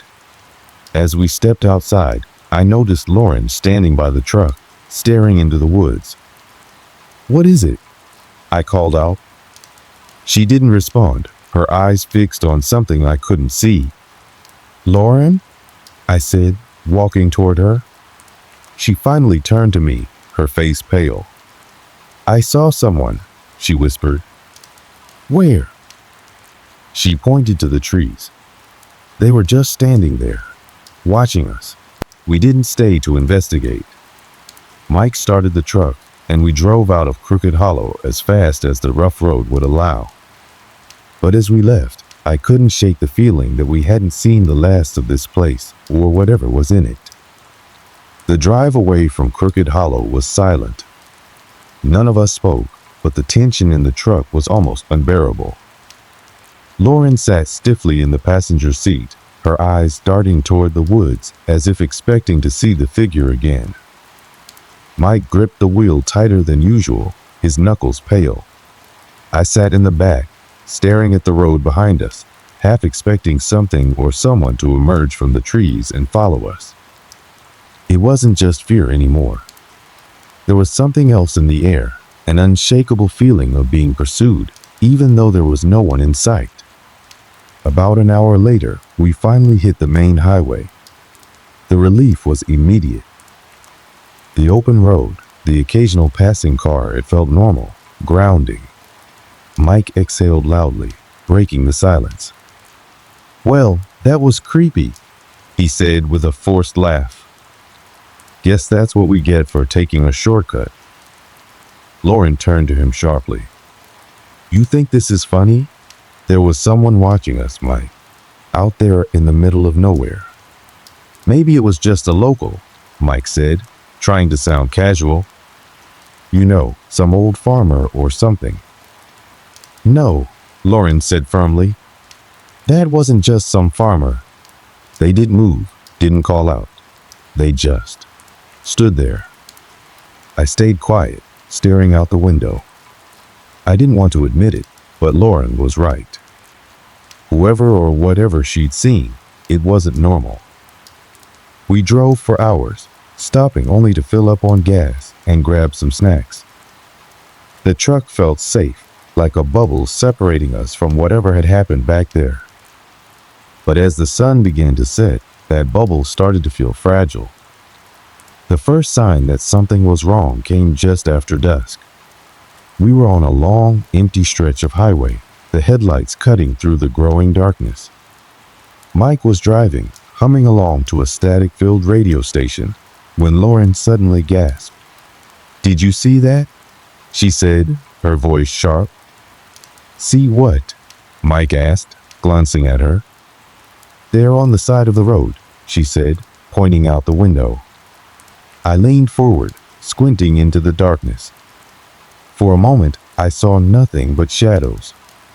Then, just as we passed, I caught a figure standing at the edge of the road, barely illuminated by the headlights. It was tall and still, its face obscured by the darkness. "What the hell?" I whispered, my heart racing. Mike slowed the truck, craning his neck to look in the rearview mirror. "Probably just some hitchhiker," he said, though his voice lacked its usual confidence. "Don't stop," Lauren said quickly. "Just keep going." Mike didn't argue. He pressed the gas, and the truck picked up speed. We drove for another 20 minutes, the tension in the truck growing with every passing mile. The road was empty, and the darkness outside felt heavier than it should have. Then it happened again. Lauren saw at first a figure standing on the side of the road, motionless and unlit until we were almost right on top of it. "That's the same person," she said, her voice rising. "It can't be," Mike said, though his hands tightened on the wheel. "We've been driving too fast for anyone to keep up with us." "But it is," Lauren insisted. "I know it is." I didn't say anything. I was too focused on the growing knot in my stomach, the creeping certainty that she was right. We started seeing the figure more frequently after that. Every few miles, it would appear always on the side of the road, always standing perfectly still. The headlights never seemed to fully illuminate it, as if the darkness clung to it like a shroud. By the third or fourth time, even Mike couldn't deny that something was wrong. "This is insane," he said, his voice shaking. "How is it getting ahead of us?" "Maybe it's not the same person," I offered weakly, though I didn't believe it. "It is the same," Lauren said, her voice cold, "and we need to get away from it." Mike pushed the truck as fast as it would go, the engine roaring as we sped down the highway. But no matter how far we went, the figure kept appearing. At one point, we passed an old rest stop, a single, dimly lit building surrounded by a cracked parking lot. The figure was there too, standing in the shadows near the entrance. I turned to look as we passed, and for a brief moment, I thought I saw its face. It was pale, almost featureless, with hollow eyes that seemed to glow faintly in the darkness. I jerked back, my heart pounding. "Did you see that?" I whispered. Lauren nodded, her face pale. "It's not human," she said. The truck felt suffocating, the air thick with fear. Even Mike, who was usually unshakable, looked pale and tense. "We need to stop," he said finally. "Stop," Lauren said, her voice rising. "Are you out of your mind? That thing is following us." "We can't just keep driving forever," Mike snapped. "We need to figure out what's going on." Reluctantly, he pulled the truck onto the shoulder of the highway, the engine idling as we sat in silence. "What now?" I asked, my voice trembling. Mike didn't answer right away. He was staring out the windshield, his jaw tight. "We get out," he said finally. "Are you insane?" Lauren hissed. "Look," Mike said, turning to face us. "If we don't confront this, it's just going to keep happening. We need to know what we're dealing with." Against my better judgment, I followed Mike out of the truck. Lauren stayed inside, locking the doors behind us. The night was eerily quiet, the only sound the distant hum of the engine. "Do you see anything?" I whispered. Mike shook his head, shining the flashlight around. The beam cut through the darkness, but there was nothing there, no figure, no movement, just the empty road stretching into the distance.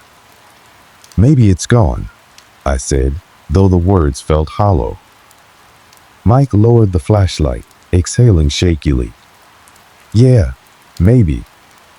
As we turned back to the truck, I felt a prickling sensation on the back of my neck, like we were being watched. I spun around, my heart pounding, but the road was empty. "Let's go," Mike said quickly, his voice tight. We climbed back into the truck and Mike floored the gas. The tires screeched as we sped down the highway, leaving whatever was behind. Or so we thought. It wasn't long before the figure reappeared, this time in the middle of the road. Mike swerved, narrowly avoiding it. "What the hell is it?" he shouted, his voice cracking. No one answered. We were too terrified to speak. The banging had stopped, but the fear lingered in the air, heavy and unrelenting. We didn't dare move for what felt like hours, each of us frozen in place, listening for any hint of movement outside the cabin. My ears strained to catch even the faintest sound, but the oppressive silence seemed to mock us. Mike finally broke the stillness. "We can't stay here," he said, his voice a mix of determination and fear. Lauren shook her head violently. "Are you crazy? That thing is out there. It's waiting for us. Do you want to sit here and wait for it to come back?" Mike shot back, gripping the piece of wood he'd been holding as if it were a lifeline. Neither of them looked at me, but I could feel the weight of the decision pressing down on all of us. Staying felt dangerous. Leaving felt suicidal.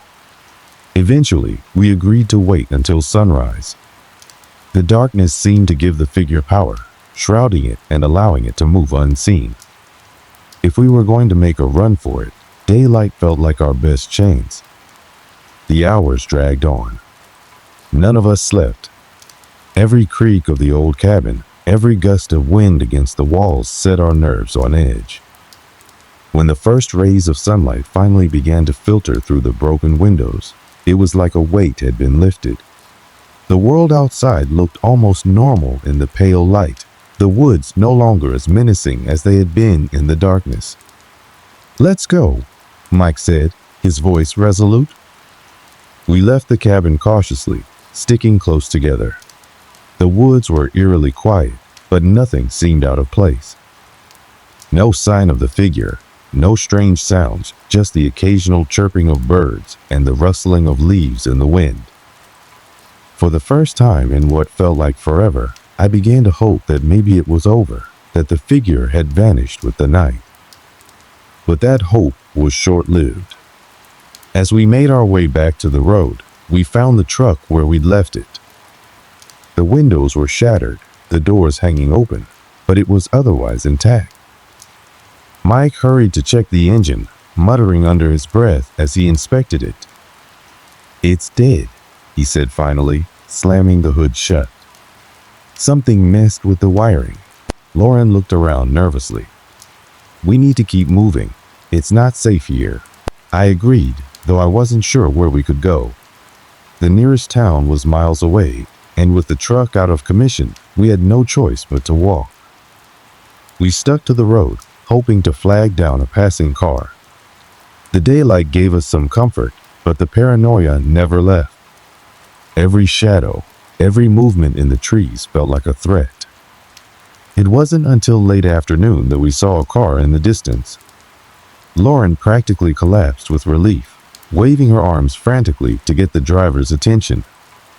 The car slowed to a stop, and an older man rolled down the window, his face lined with concern. "What happened to you folks?" he asked, glancing at our disheveled appearances. Mike hesitated, clearly unsure how to explain. "Our truck broke down," he said finally. "Can you give us a ride into town?" The man nodded, unlocking the doors. "Hop in." The ride back to town was silent. None of us wanted to talk about what had happened or what we'd seen. The man tried to make small talk, but we answered in monosyllables, our minds too preoccupied with the events of the night. When we finally reached the town, we thanked him and got out, heading straight for the nearest motel. None of us wanted to be alone, so we booked a single room and sat together, still shaken. As the hours passed, the reality of what had happened began to sink in. The figure, the strange events, The unnatural way it had followed us, it defied explanation. "I don't think it's over," Lauren said quietly that evening. Mike and I exchanged a look but said nothing. Deep down, I knew she was right. Whatever it was, it felt unfinished, as if we'd only just scratched the surface of something far more sinister. The next morning, we tried to return to normalcy. Mike made calls to arrange for the truck to be towed, while Lauren and I went to a diner for breakfast. The sun was shining, the streets were bustling. It was hard to reconcile the horrors of the night with the calm of the present. But as we sat at the diner, sipping coffee and trying to piece together what had happened, something caught my eye. A figure stood across the street, partially obscured by the shadow of a building. It was tall and still, its face turned toward us. My stomach dropped. "It's here," I whispered, my voice barely audible. Lauren followed my gaze, her eyes widening in terror. "Let's go," she said urgently, grabbing my arm. We left the diner in a hurry, not even bothering to pay. When we looked back, the figure was gone. Even after we left the diner, the uneasy feeling never went away. Every shadow felt like a threat. Every corner hid something unseen. We decided to cut our trip short and head back home as soon as possible. Mike managed to arrange for a rental car, and by early afternoon, we were driving out of town, the memories of the figure haunting us with every mile. The journey back was silent. None of us wanted to talk about what had happened, not because we didn't believe it, but because putting it into words made it feel too real, too impossible to ignore. But the silence didn't mean peace.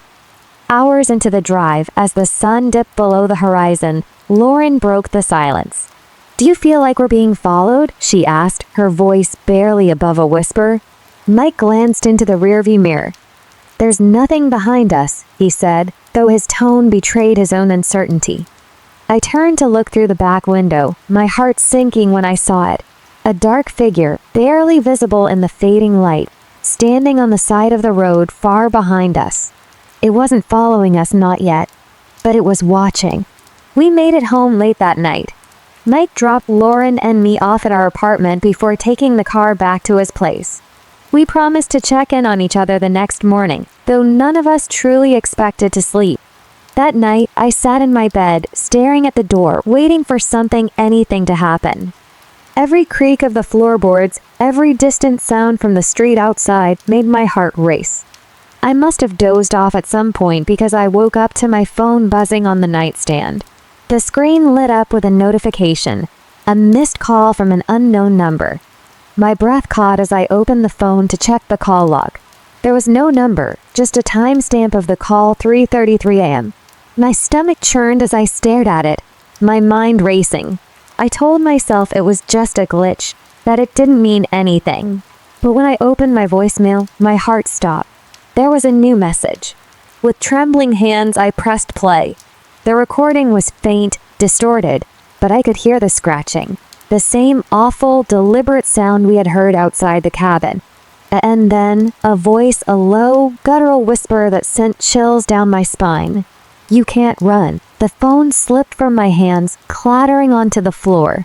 I sat there frozen, the words repeating in my mind like a mantra.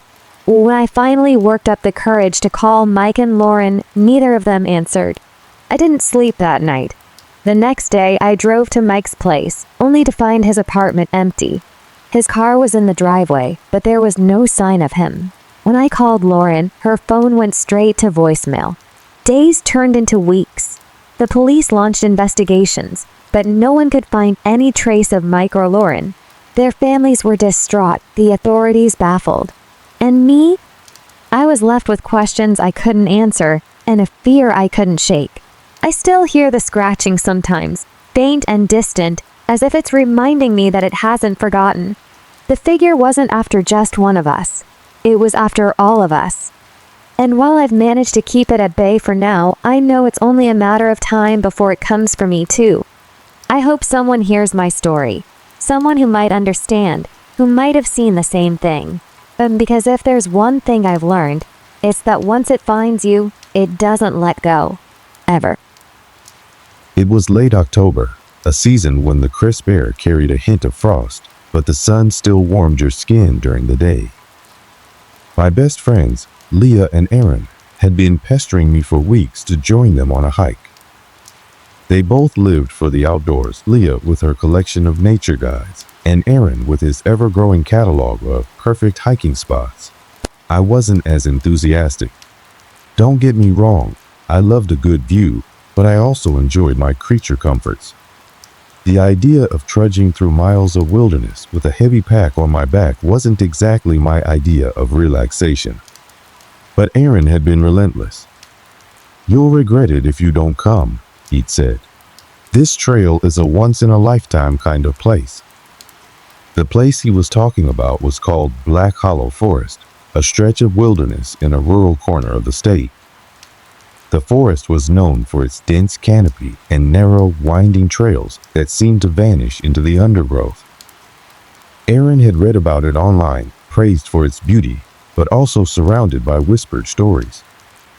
"People say it's haunted," Leah had said one evening, scrolling through her phone. "Hikers go missing there all the time." Aaron had laughed. "Yeah, because they don't stick to the trail. That's what happens when you try to be a hero and blaze your own path." Still, the stories had stuck with me. Even before we set out, there was something about Black Hollow that made my stomach twist. By the time the weekend arrived, I'd reluctantly agreed to join them. We loaded up Aaron's SUV early Saturday morning, the trunk packed with camping gear, snacks, and Leah's endless supply of maps and trail guides. The drive to Black Hollow took us deep into rural territory. The towns grew smaller, the roads narrower. Eventually, we turned onto a gravel path that led into the woods. "This is it," Aaron said, grinning as he parked the car. We stepped out into a world of towering trees and quiet stillness. The air was cool and smelled of pine, and the only sounds were the crunch of leaves beneath our boots and the occasional chirp of a bird. The trailhead was marked by a weathered wooden sign with faded lettering that read, "Black Hollow Forest." Below it, a smaller sign warned hikers to stick to the marked trails. "Not exactly welcoming," I said, trying to mask my unease with humor. Leah shrugged. "They probably just don't want anyone getting lost." Aaron led the way, his pack bouncing slightly with each step. Leah followed close behind, and I took up the rear, already regretting my decision. The first few miles were uneventful. The trail wound through groves of ancient trees, their branches intertwining to form a natural tunnel overhead. Sunlight filtered through in patches, creating a dappled pattern on the ground. Leah stopped frequently to point out plants and fungi, rattling off their scientific names with the enthusiasm of someone who'd memorized her nature guides cover to cover. Aaron humored her but kept a brisk pace, eager to reach the campsite he'd chosen. By the time we stopped for lunch, my initial reluctance had softened. The forest was undeniably beautiful, and there was something calming about the steady rhythm of walking. We found a small clearing and sat on a fallen log, passing around granola bars and sandwiches. "This is nice," Leah said, tilting her face toward the sun. Aaron smirked. "Told you it'd be worth it." I nodded, taking a sip of water. For the first time, I felt like maybe he was right. We reached the campsite by late afternoon. It was a small clearing beside a stream, surrounded by tall pines that swayed gently in the breeze. Aaron set up the tent while Leah and I gathered firewood. As the sun dipped lower, the forest began to change. The golden light faded, replaced by deep shadows that crept across the ground. The air grew colder, and the sounds of the forest, the birds, the rustling leaves seemed to quiet. By the time the fire was crackling and we were sitting around it, the unease I'd felt earlier had returned. I chalked it up to the unfamiliarity of being in the wilderness at night, but I couldn't shake the feeling that we weren't alone. "Did you hear that?" Leah asked suddenly, her voice cutting through the crackling of the fire. Aaron looked up from his pack. Hear what? She frowned, tilting her head as if listening for something. I thought I heard footsteps. Over there. She pointed toward the dark line of trees.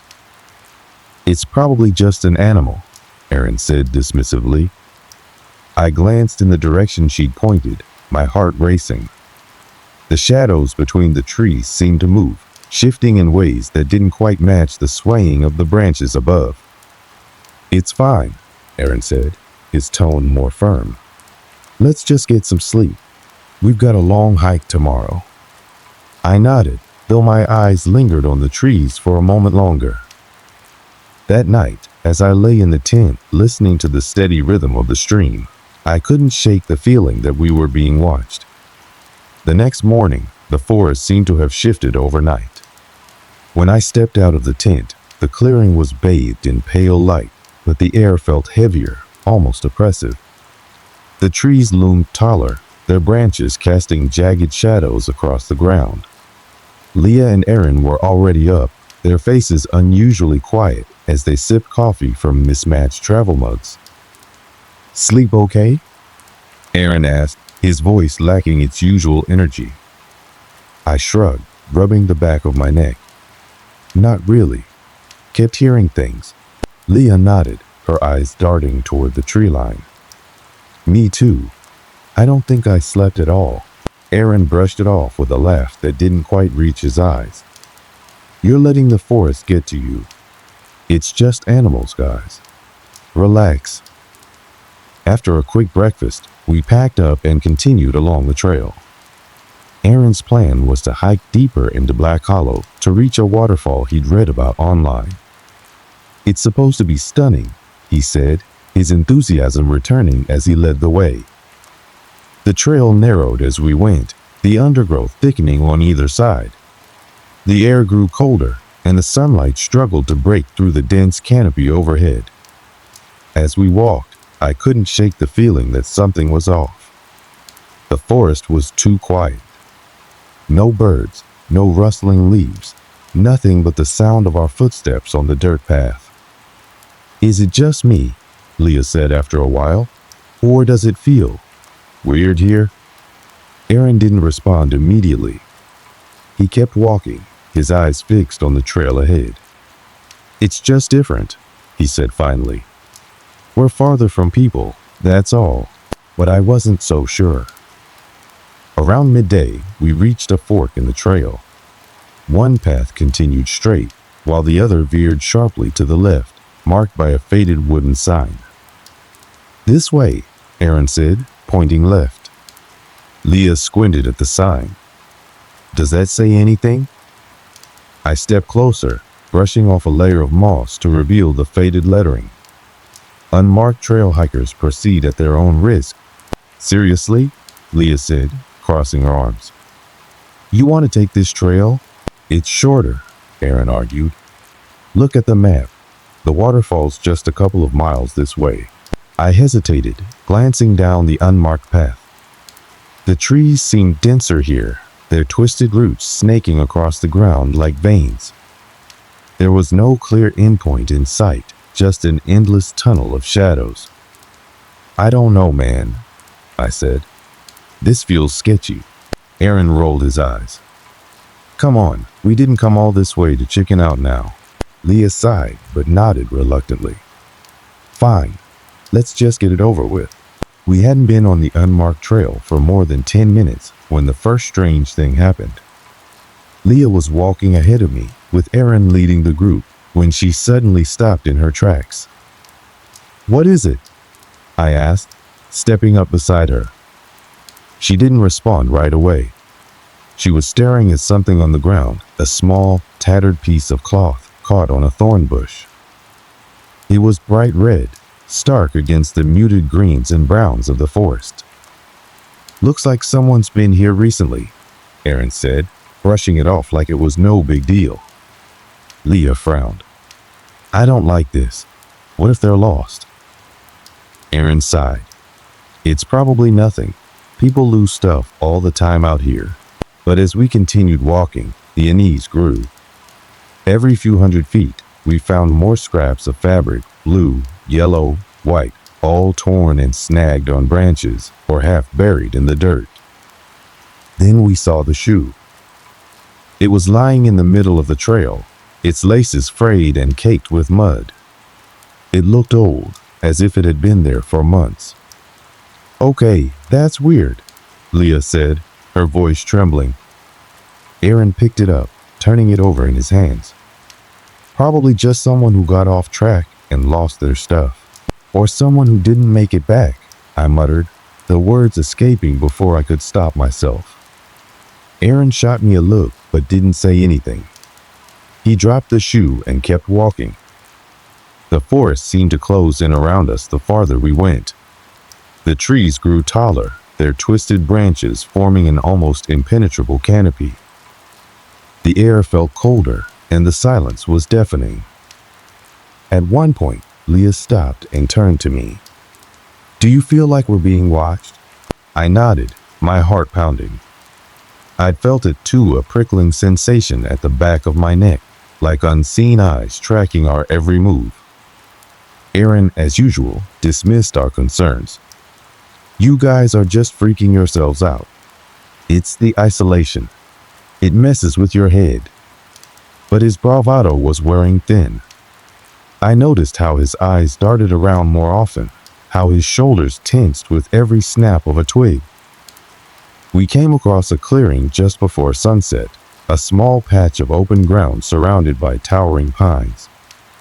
In the center of the clearing was a pile of stones, stacked haphazardly, but clearly placed there by someone or something. "What the hell is that?" Leah whispered, her voice barely audible.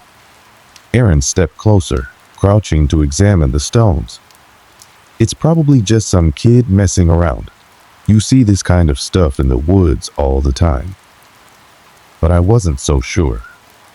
The arrangement felt deliberate, almost ritualistic. Leah grabbed my arm, her nails digging into my skin. "We shouldn't be here," she said, her voice trembling. For the first time, Aaron didn't argue. "Let's keep moving," he said, his tone low. As we left the clearing, the shadows deepened and the temperature seemed to plummet. The trail grew harder to follow, the undergrowth closing in until it felt like we were pushing through a tunnel of thorns. By the time we decided to stop for the night, the unease had turned into full-blown fear. That night, as we sat around a small fire, the forest seemed to press in closer. The silence was suffocating, broken only by the occasional crack of a branch or rustle of leaves. And then we heard a low, guttural sound coming from somewhere deep in the woods. It wasn't an animal. The sound, a guttural, almost human-like groan, hung in the air for what felt like an eternity. We froze, our eyes darting toward the direction it had come from. The fire crackled weakly, its light barely penetrating the oppressive darkness beyond our camp. "Did you hear that?" Leah whispered, her voice trembling. "Yeah," I replied, my throat dry. "What the hell was that?"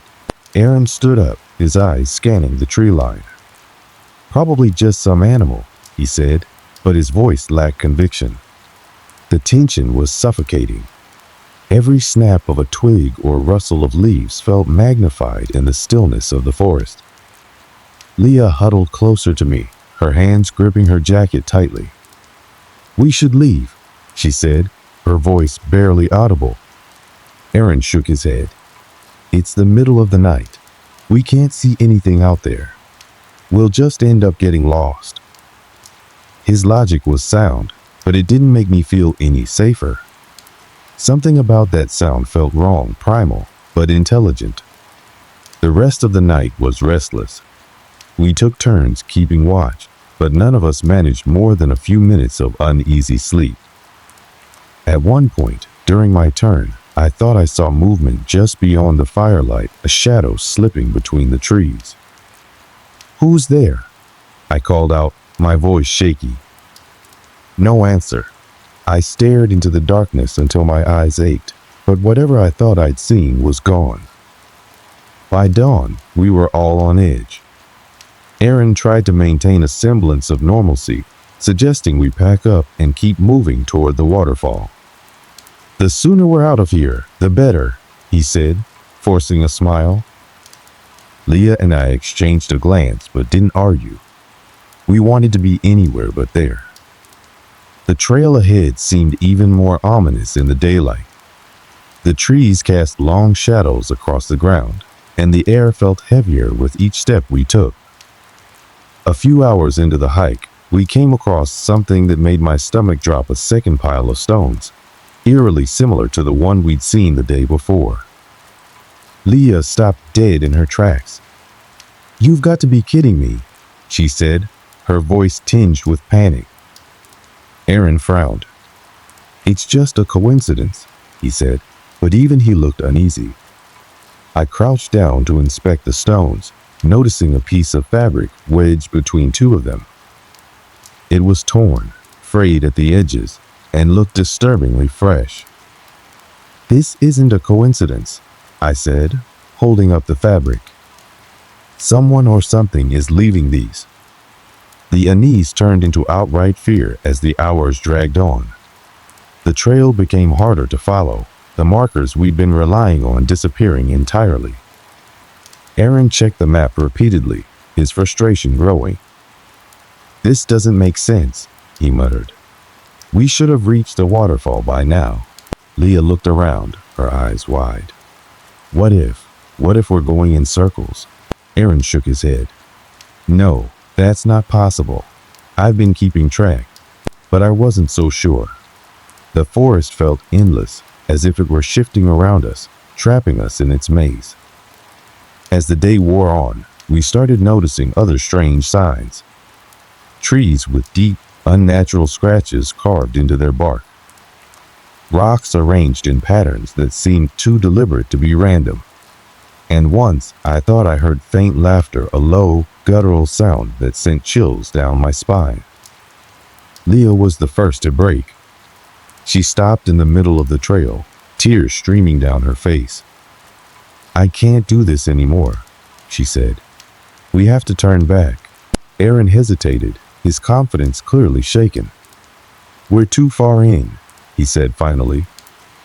"It's better to keep going." That night, the forest came alive.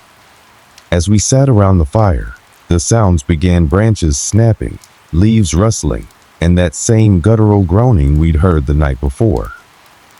"It's closer," Leah whispered, her voice barely audible. I nodded, my heart pounding. "We need to get out of here." Aaron stared into the fire, his jaw clenched. "In the morning," he said. "We're not going anywhere in the dark." But the forest had other plans. Around midnight, we heard it again, the laughter. It was louder this time, unmistakable, and seemed to be coming from all around us. Leah clung to me, her nails digging into my arm. "We're not alone," she said, her voice shaking. Aaron grabbed the hatchet he'd been carrying, his knuckles white. "Who's out there?" he shouted into the darkness. The laughter stopped abruptly, replaced by silence so complete it felt deafening. And then the footsteps began. They were slow at first, deliberate, crunching against the forest floor. But they grew louder, faster, until it sounded like they were circling our camp. Aaron stood, his back to the fire, his eyes scanning the darkness. "Show yourself," he shouted. But no one answered. Instead, a single rock came flying out of the darkness, landing inches from the fire. Leah screamed, and I jumped to my feet, my heart racing. "Pack up," Aaron said, his voice low and urgent. "We're leaving." Now, in the chaos of packing, I felt it again, that prickling sensation, like eyes boring into my back. I turned, expecting to see something or someone, but there was nothing there. The forest seemed to close in on us as we hurried down the trail, the firelight fading behind us. The footsteps followed, always just out of sight, but close enough to remind us we weren't alone. By the time we stopped, exhausted and terrified. It was almost dawn. The moon hung low in the sky, casting an eerie silver light over the dark forest as we stumbled along the trail. Our breath came in sharp gasps, and our eyes darted to every shadow, expecting something or someone to leap out from the trees. The sounds of the forest had faded into an unnatural silence, replaced by the soft, rhythmic crunch of our footsteps on the forest floor. But we weren't alone.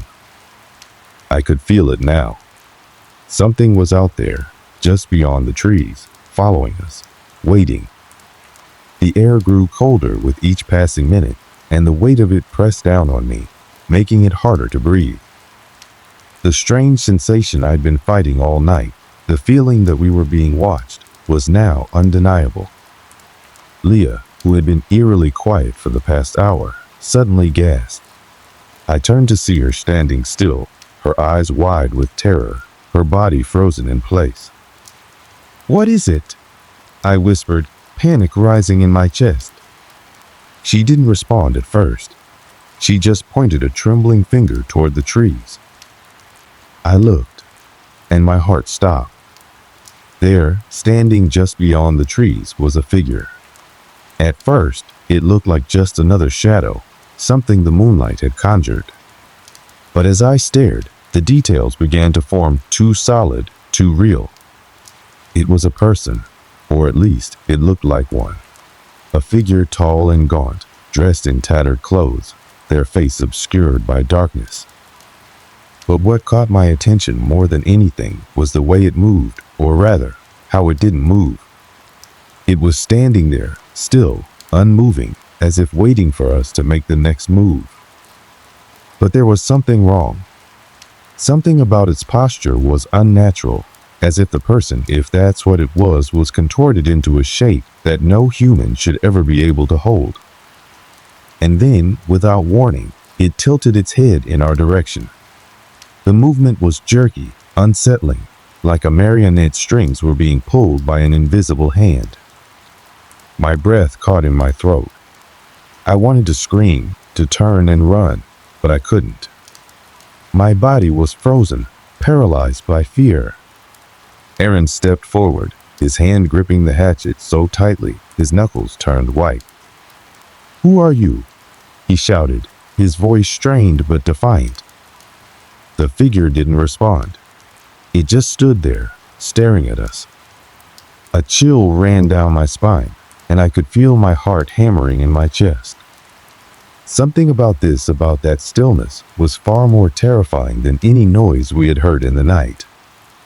The figure took a single step forward, its foot dragging across the ground with an unnatural slowness. And then another step, and another. "Move," Aaron hissed, grabbing Leah's arm and yanking her forward. We didn't wait to see what happened next. We ran, pushing ourselves through the dense undergrowth, stumbling over roots and rocks, barely able to see through the dim light. The footsteps behind us were relentless. I could hear them now, quick and erratic, as though someone was following us, gaining on us. It wasn't human. I could feel it in the pit of my stomach, that primal instinct telling me to keep running, to keep moving no matter what. Leah's breath came in short, panicked gasps beside me. "It's coming," she whispered frantically, her voice shaking. I wanted to tell her that we were going to make it, that we just needed to reach the clearing ahead, but I couldn't speak. The fear was choking me, squeezing the words out of my throat. And then, just as we reached the edge of the clearing, I heard the sound of something moving faster than we could run. It was right behind us now, so close that I could almost feel the presence on my skin. I didn't dare turn around. We burst into the clearing, breathless and disoriented, but just as I thought we were safe, I heard the sound of a twig snapping behind us. It wasn't footsteps this time. It was something else. A low, guttural growl, like an animal, but far too deep, too inhuman to be from anything we had ever encountered. It echoed through the clearing, reverberating off the trees, and I felt it in my chest, vibrating through my bones. "Run," Aaron shouted. His face was pale, his eyes wide with terror, but he didn't wait for us. He was already moving, leading the way down the trail, away from the sound. Leah and I followed, too terrified to question anything at that point. We just ran, fueled by pure adrenaline and the desperate hope that we could outrun whatever had been following us. The growl came again, louder this time, and I swear I could feel something brush against the back of my neck. I dared not look back. I couldn't. We reached the edge of the forest, the familiar path that would lead us back to the campground. But when we arrived at the clearing, something felt wrong. The campsite, the tents, the backpacks, everything was gone. The entire area was empty, as if it had never existed at all. A sickening realization swept over me. We weren't where we thought we were. We weren't anywhere familiar. The figure from earlier appeared again, but this time it wasn't standing motionless in the trees. It was in the clearing, moving toward us with that same jerky, unnatural gait. But it wasn't alone. There were others. Figures, tall and thin, emerging from the shadows. Silent, unblinking, their faces hidden beneath hoods or masks. They moved together, a collective force, closing in on us from all directions. I froze, terror surging through my body. Aaron took a step back, his voice barely a whisper. "We're not going to make it out." Before we could react, a loud snap rang through the air, followed by a voice that didn't sound human. "You should have left when you had the chance," it rasped. And then everything went black. I don't know how long we were unconscious, but when I came to, everything felt wrong. My head throbbed, and there was a strange pressure in my chest, like something heavy was sitting on it, suffocating me. My eyes fluttered open, and I immediately tried to sit up, but my body felt numb, stiff. I was in a place I didn't recognize. Darkness enveloped me, the air thick and cold. I panicked. I tried to call out for Aaron and Leah, but my voice came out as a raspy whisper. My heart raced as I strained to make sense of my surroundings. I was lying on the ground, surrounded by trees, but this was no ordinary part of the forest. There was something unnatural about it. The trees were twisted, gnarled in ways that didn't seem possible in nature. The air was thick with the scent of decay, and the ground beneath me was damp, squelching with each movement I made. I forced myself to push through the fear and sit up, looking around in a frantic daze. My breath quickened when I noticed that there was no sign of Leah or Aaron. The clearing we'd been in earlier was gone, replaced by an eerie quiet that felt suffocating. I stood shakily, using a tree for support, and tried to call their names once more. Aaron? Leah? Nothing. The silence was deafening. I took a step forward, my heart pounding in my chest. I had no idea where I was, no idea how much time had passed since we'd been surrounded by those figures, but I knew one thing: I had to find them. I couldn't do this alone. As I stumbled through the underbrush, my mind raced with thoughts of the figure, of the sound, the growl, the shadows that seemed to move on their own. The feeling of being watched never left me. It was as though the trees themselves were closing in, creeping forward, their branches like skeletal arms, ready to snatch me back into the darkness. And then I saw it. In the distance, through the mist, I saw a flicker of movement. My heart skipped. Could it be Aaron or Leah? Were they just ahead of me, moving through the fog? I hurried forward, each step heavy with dread, the fog thickening with every movement I made. The figures, the ones we had seen earlier, were no longer just a memory. I could feel them again. The same sense of coldness, of unnatural stillness, swept over me like a tidal wave, and I knew I was being followed. The figure from earlier appeared again, standing just ahead of me, its outline barely visible through the fog.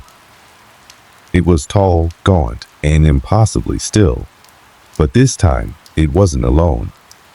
More figures surrounded it, slowly coming into view, their features obscured by the shadows, their bodies unnaturally rigid. I stopped dead in my tracks. I wanted to run, but my legs wouldn't move. I was paralyzed, unable to tear my eyes away from the figures. The sight of them sent a chill so deep through me that I thought I might freeze right there. One of the figures tilted its head in an eerily slow movement. Then, without warning, it stepped forward. A sudden wave of terror surged through me, and I felt the air grow thick with an oppressive force. I couldn't breathe, couldn't move, couldn't even scream. The figure that had been closest to me, one I had recognized as the first to appear, finally spoke, its voice low and rasping, the words slithering out like something from a nightmare. "You shouldn't have come here," it whispered, its voice harsh and unnatural. I couldn't respond. I was too terrified to speak. I could feel my legs trembling beneath me, my body desperate to flee, but something held me in place, as though invisible chains had wrapped around my limbs. The figure stepped closer, and I could see its eyes now black, soulless pits that seemed to draw me in, sucking away all hope. I felt a surge of panic, a primal instinct telling me to run, but it was too late. The figures were closing in from all sides. And then, just as quickly as they had appeared, the figures stopped. The pressure in the air lifted, and for a brief moment, there was nothing but silence. But that silence was quickly shattered by a distant, blood-curdling scream. I recognized it immediately. It was Leah's voice. Without thinking, I turned and ran toward the sound, my legs finally moving again, powered by fear and the desperate hope that I could reach her. The scream echoed through the trees, drawing me deeper into the forest, pulling me away from whatever it was that had ensnared us in this nightmare. I ran. I didn't look back. The clearing where we had camped earlier was still gone. The campsite Aaron's bag, Leah's sleeping mat, everything was nowhere to be found. The forest felt endless, stretching on in every direction, a labyrinth with no exit. I ran for what felt like hours, my body exhausted, my mind racing. I didn't know what had happened to them, or if they were still alive. But I knew that whatever it was that had taken them had taken me too. And that was when I heard it again. The growl. The same low, guttural sound that had echoed through the night earlier. It was close now. I didn't dare turn around. I didn't have to. The ground beneath me shifted, and I stumbled, falling to my knees. I could feel something watching me, closing in on me from all sides, but there was nowhere to run. I was trapped. And then, as if some unseen force had had enough of my resistance, everything went black. I woke up hours later, lying on the ground, once again surrounded by trees. The forest felt the same, but there was something different now. I wasn't alone. There was a presence in the air, something cold, something that had always been there, watching. Leah and Aaron were never found. The search teams combed the forest for days, but they found nothing. No signs, no traces of the three of us. It was as though we had never existed. The only thing they found was a single shoe, abandoned on the edge of the forest. To this day, I don't know what happened to them, or to me. But the forest is still there, and the people who visit it still vanish without a trace. This isn't a tale about ghosts or spirits that you can easily dismiss as a product of imagination. No, this story is different. It's about something far more unsettling, a mystery so strange, so unnerving, that I still can't make sense of it to this day. It's a story about waking up one morning to find the world around you changed, aged, and entirely unfamiliar. My name is Chris, and I've always been the type to live a pretty normal life. I had a steady job, a small apartment in a quiet neighborhood, and a routine that, on most days, didn't leave room for much excitement. I didn't crave adventure or drama, just a peaceful existence. My days usually started early with the sound of my alarm blaring in my ears, forcing me to crawl out of bed and start the day. It was all very typical. Work, dinner, maybe a show, and then bed again, only to repeat the same cycle. I wasn't alone in this daily grind. My roommate, Jessie, shared the apartment with me. Jessie had been my friend since college, and we decided to move in together after graduation to save on rent. We were both relatively low-key people, though Jessie had a habit of dragging me into her spontaneous outings. While I was more of a homebody, she was a bit more adventurous, always seeking out something new, even if it was just trying a different coffee shop in the city. But we balanced each other out. I kept her grounded, and she made sure I didn't stay cooped up for too long. It was a typical Wednesday morning when it happened, at least. That's what I thought at first. I woke up to the sound of Jessie's voice from the living room, half mumbling through a closed door. She was watching some true crime documentary, no doubt. I'd become accustomed to the hum of the TV in the background, but it didn't sound quite the same that morning. There was an odd echo to the noise, and I brushed it off as nothing. After all, it was early, and I hadn't had my coffee yet. I stumbled out of bed and went through my morning routine, brushing my teeth, getting dressed, grabbing my keys. Jessie was still talking, though now her voice sounded more distant, as if she were speaking from another room. Odd, but I didn't think much of it. When I walked into the living room, expecting to find her sitting on the couch, I was taken aback by what I saw. The apartment looked the same. Nothing out of the ordinary there. But Jessie was nowhere to be found. The TV was on, but there was a blank news channel showing some sort of static. I glanced around the room, feeling an inexplicable chill. It was only then that I realized something wasn't right. The clock on the wall read 9 o'clock, exactly what I expected. But as I looked outside, the sunlight was completely different. It was as if the entire day had shifted. The color of the sky had turned a strange, almost faded way. I went to the window to get a better look, but something was even more off about the world outside. The streets were completely empty. No cars, no people walking by, not a single soul. I had grown used to seeing people on their morning jogs or hearing the rush of traffic, but now there was just a profound silence that hung in the air. That's when it hit me something was wrong, and it wasn't just the apartment. It was the world. I tried calling Jessie's phone, but it went straight to voicemail. Odd, because she never left her phone on silent. I paced around the apartment, feeling a growing sense of unease, when I realized that the time on my phone, the date, it was all wrong. It was no longer the middle of the week. Instead, it was some unfamiliar date that I couldn't quite place. My heart started racing as I tried to process what was happening. As I opened the door and stepped outside, I immediately noticed that everything had changed. The streets, which were usually busy with people and cars, were now eerily deserted. The shops, the houses, everything around me seemed aged. The houses on the block, which were just a few years old, now looked like they hadn't been touched in decades. Some of the cars parked on the street had old models I hadn't seen in years. It was as if time had moved forward, but I was stuck in the past. I rushed to the nearest coffee shop, hoping for some sense of normalcy, but what I found was far from reassuring. The barista at the counter, an older woman I didn't recognize, gave me a strange look when I walked in. "Can I help you?"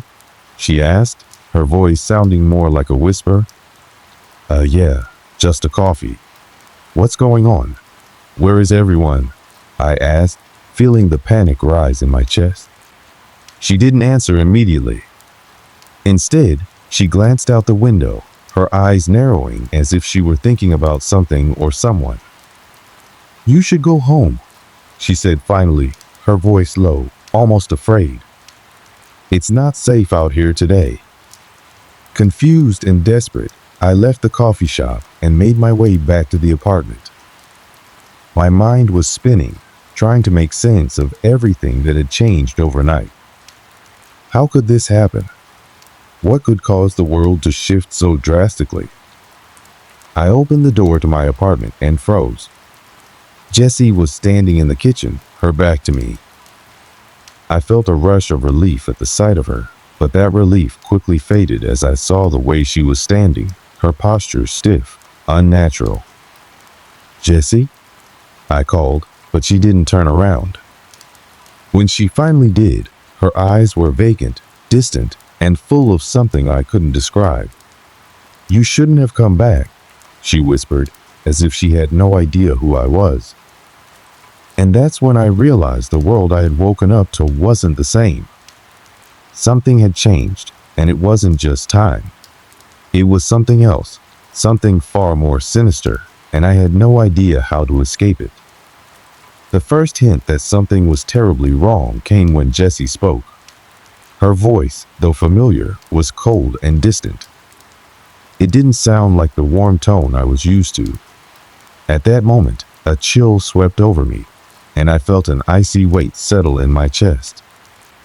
My stomach tightened, as if instinctively sensing danger.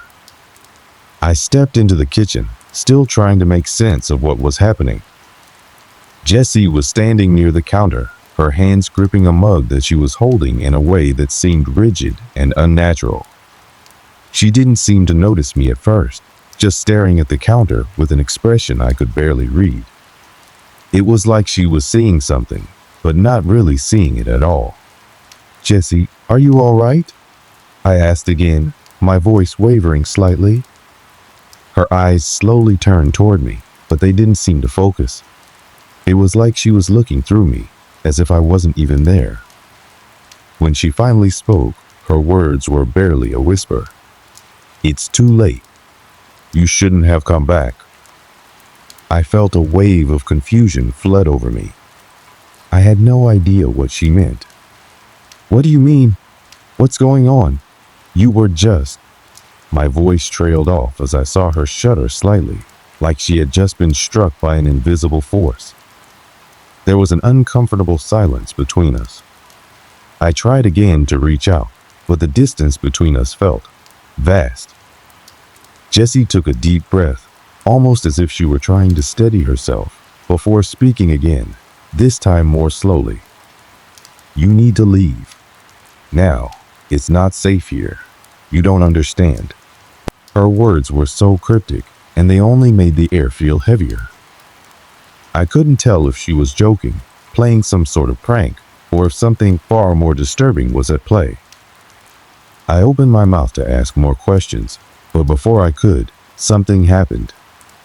A loud thud echoed through the apartment, followed by a strange, almost mechanical sound, like something heavy had fallen in the hallway.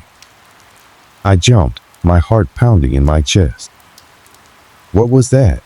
I asked, my voice trembling slightly, but Jessie didn't respond. She didn't even flinch. It was as though she hadn't heard it. I moved cautiously toward the hallway, trying to see where the noise had come from.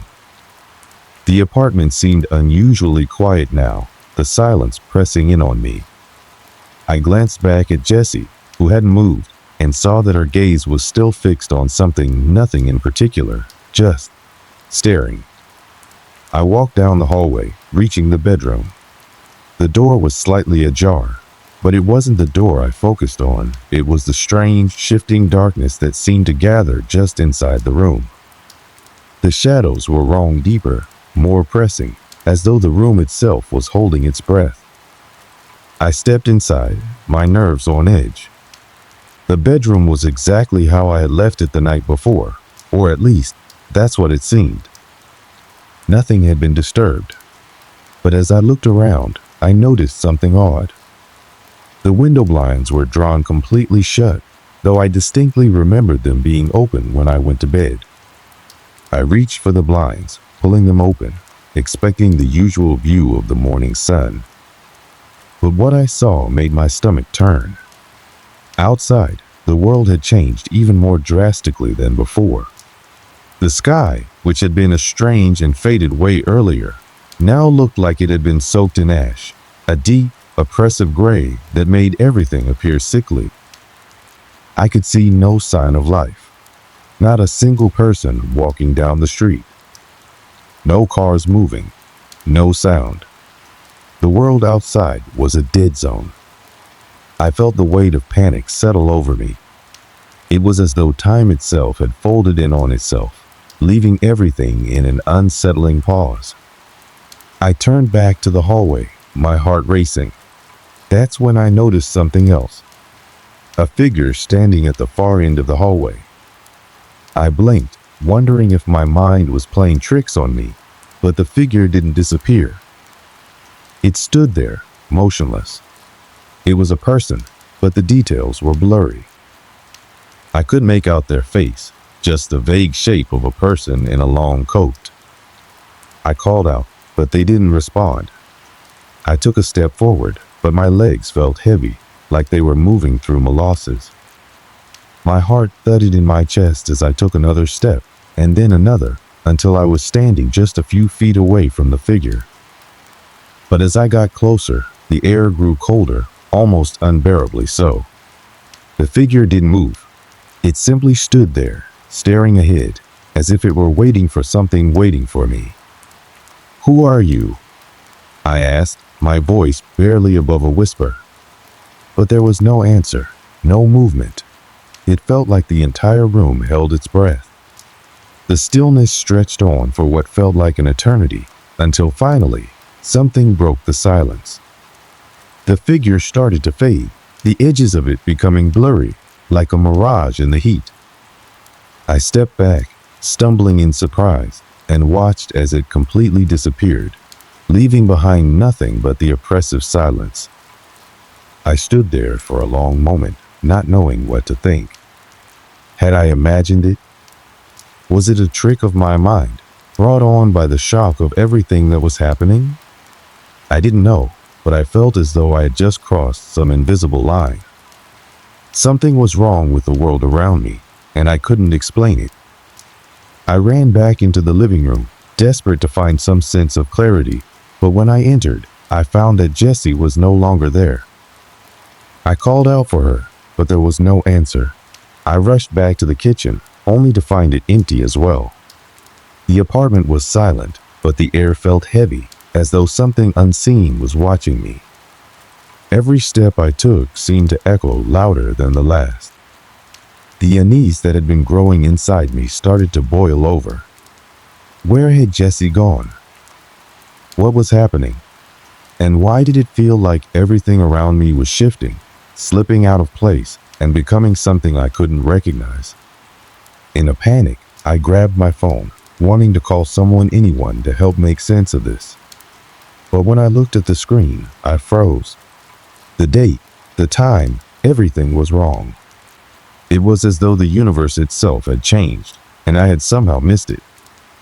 I looked up from the phone, feeling that same unease pressing against my chest. The world outside, the people, the faces I knew, had all vanished. The silence was all-consuming. And then I heard something. A sound. A voice, faint but unmistakable. It came from the kitchen. The same cold, distant tone I had heard from Jessie. "You shouldn't have come back," it said.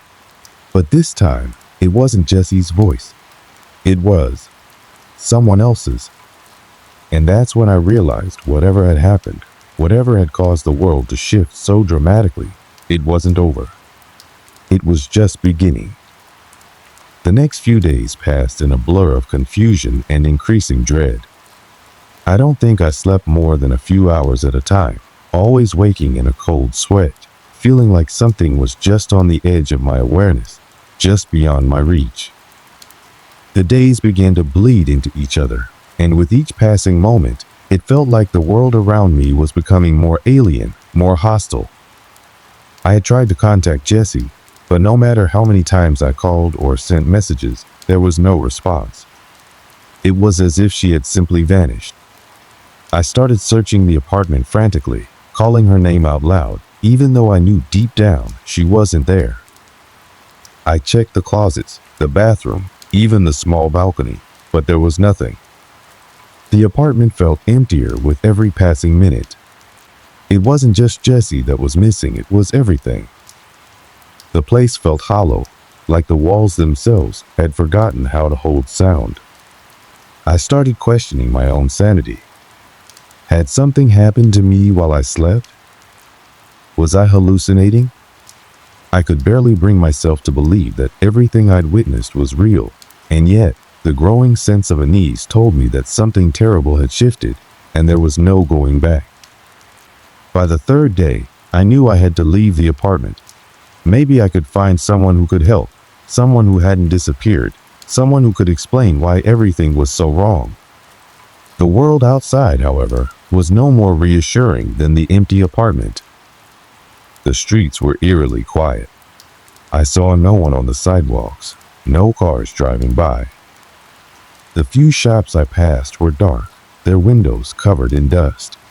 I hadn't seen a living soul in hours, and the air felt thick and still, as though the world had been put on pause.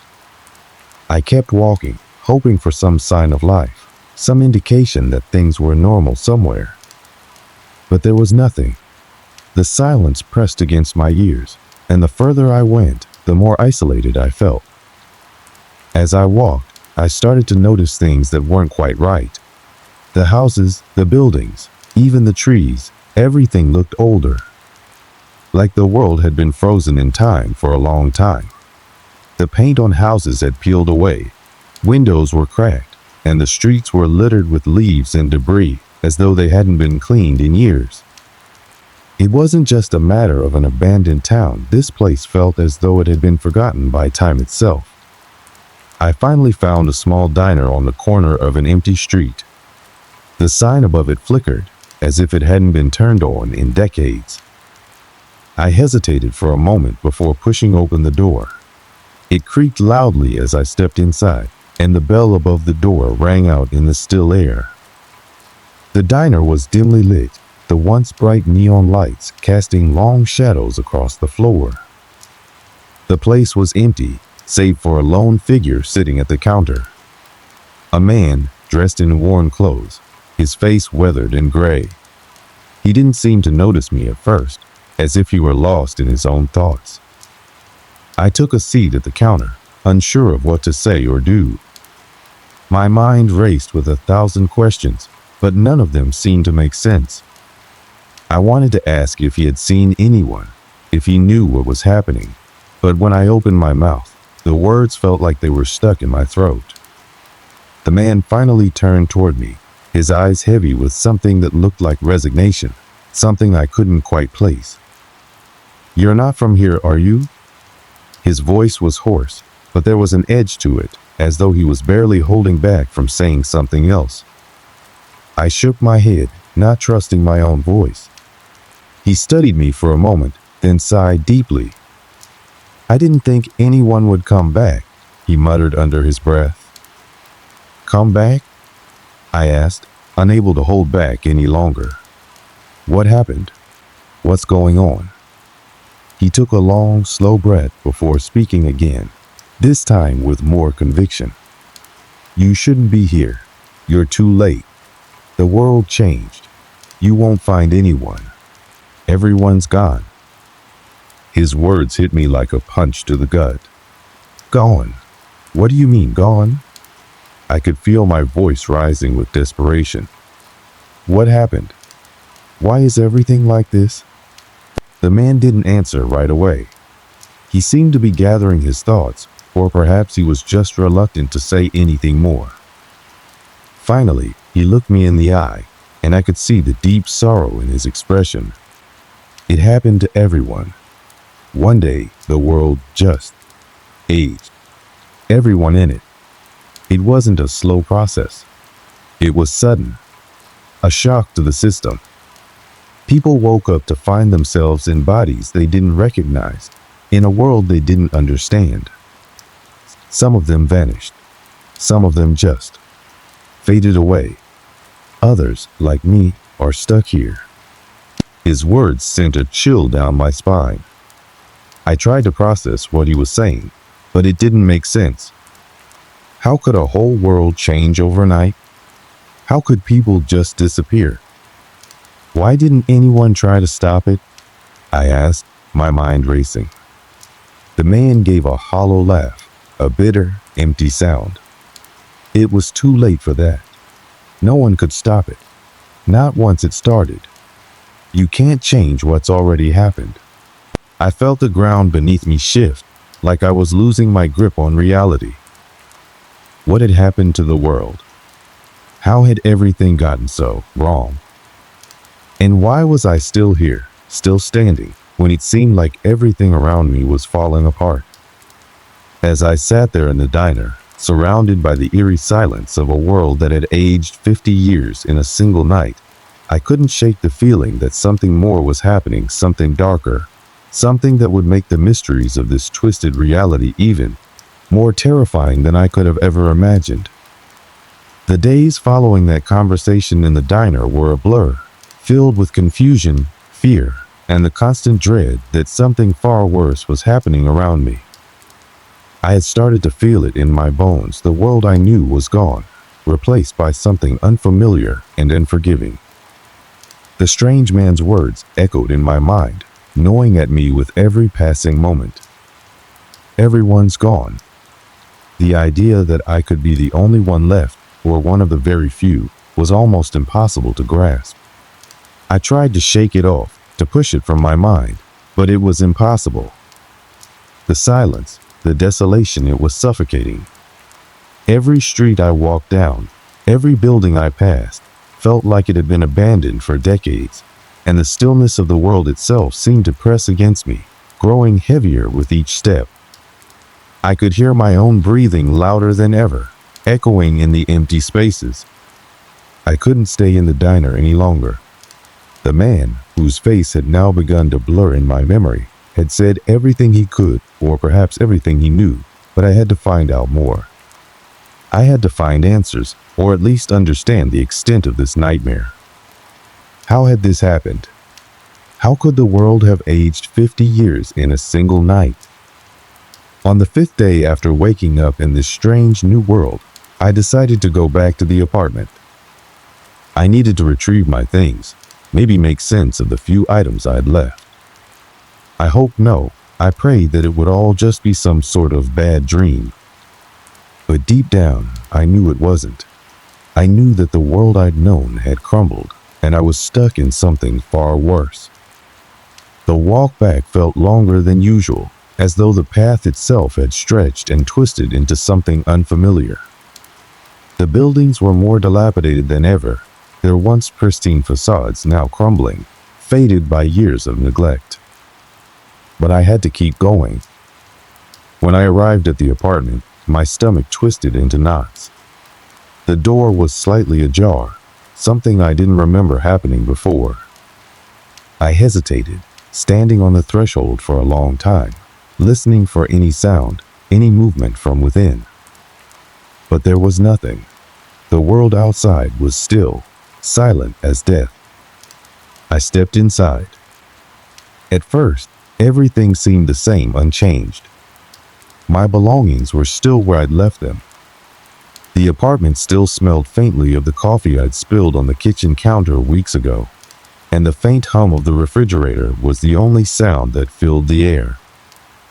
But as I walked further inside, the oddities became undeniable. I noticed it first in the way the light shifted. There was a strange, otherworldly quality to the sunlight filtering through the window. The shadows were deeper, as if the world had been pulled into a different time. It felt like the space I was standing in was no longer tethered to the present. It was as if the apartment was stuck in some liminal space between yesterday and 50 years ago. But it wasn't just the atmosphere that was off. It was the objects, the things around me. I glanced over at the coffee table and saw something that made my heart stop. There, lying atop a stack of magazines, was an old photograph, one I didn't recognize. I picked it up, my hands trembling. It was a picture of me, but it wasn't me as I knew myself.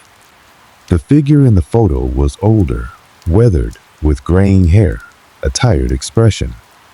It wasn't from any time I remembered, and I certainly hadn't taken it. I stumbled backward, nearly dropping the photo. The confusion clouding my mind was overwhelming. What was going on? Who had taken this? How had it ended up here, in my apartment? The sound of footsteps echoed down the hallway, and I froze.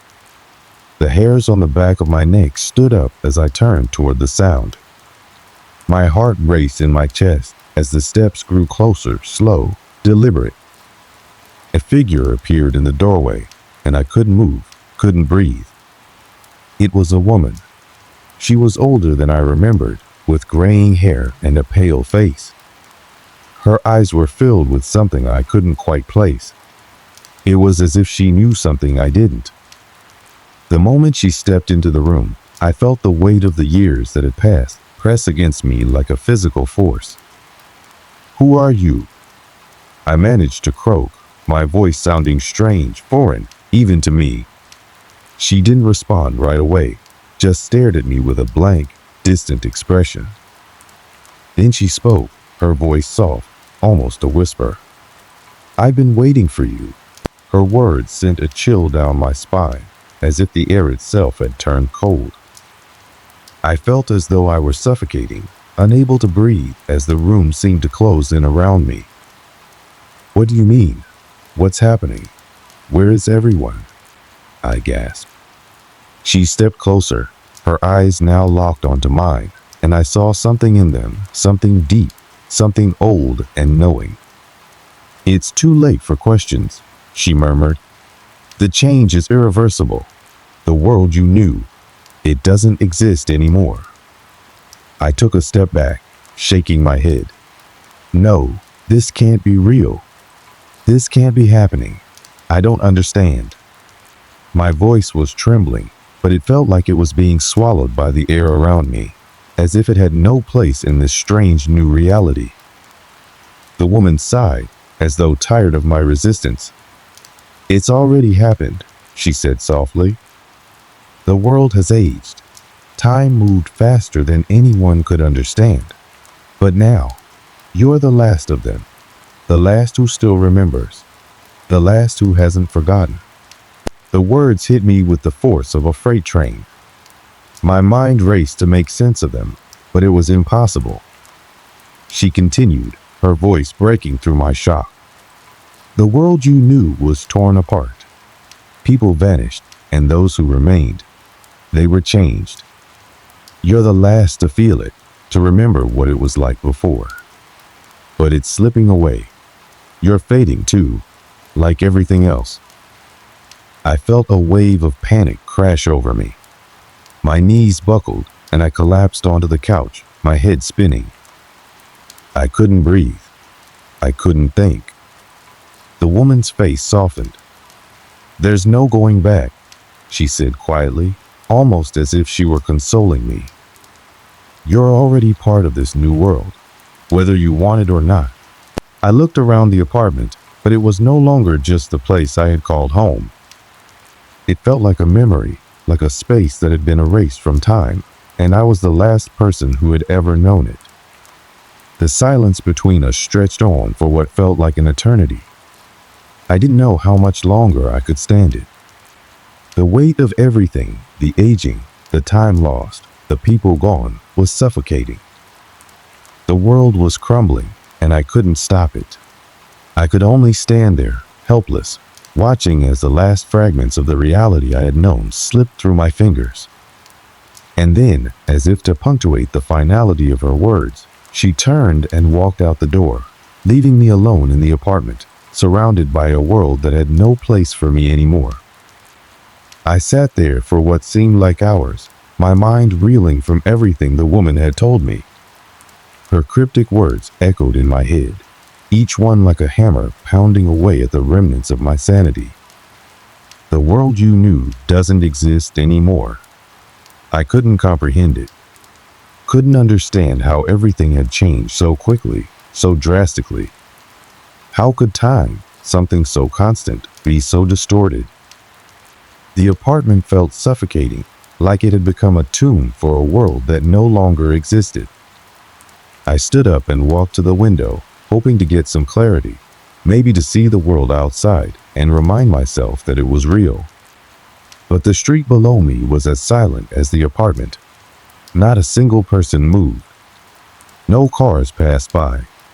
Just empty buildings, silent sidewalks, and an oppressive quietness that seemed to hang in the air like a heavy fog. I stumbled back from the window, the weight of it all settling heavily in my chest. I needed to get out, to find someone, to make sense of this nightmare.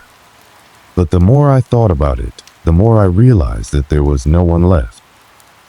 No one to talk to, no one to explain what had happened. It wasn't just that the people had vanished, everything had aged. The world had moved forward without me, or without anyone who still remembered what it used to be. I grabbed my things, what little I had left, and headed out the door. I wasn't sure where I was going, only that I had to leave. The apartment had become a prison, a constant reminder of how much had changed, how much I had lost. I had to keep moving, even if it was just to keep the thoughts at bay. As I walked through the city, I felt like an alien in my own life. The streets looked the same, but the world felt completely different. The buildings had changed too. They seemed older now, but in a way that didn't make sense. The architecture didn't fit the time, as if everything had been frozen in the past and then just aged in place. It was like the city itself had been a photograph that had aged into something unrecognizable. But the strangest thing was how time had shifted for me. I was still the same, but the world around me was not. I could feel the difference in my bones. I felt older somehow, as though the years that had passed were taking their toll on me too.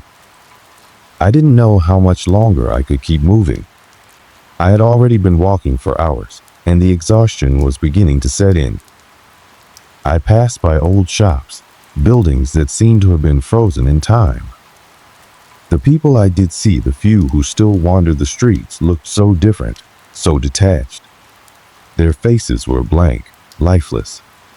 They didn't speak to me, didn't acknowledge me. It was like I wasn't even there, just a shadow passing through their world. I stopped in front of a building, a small cafe that looked like it had been around for decades. The windows were dusty, and the sign above the door had faded, but it still looked vaguely familiar. Maybe I had been here before. Maybe I had had coffee in this place once. I couldn't remember. I opened the door and stepped inside, the familiar sound of the bell above the door ringing softly. The cafe was empty, except for a lone barista behind the counter, cleaning a cup. She looked up at me, her eyes tired, as though she had seen too many people like me lost, confused, adrift in this new world. I walked up to the counter, my throat dry. I needed something.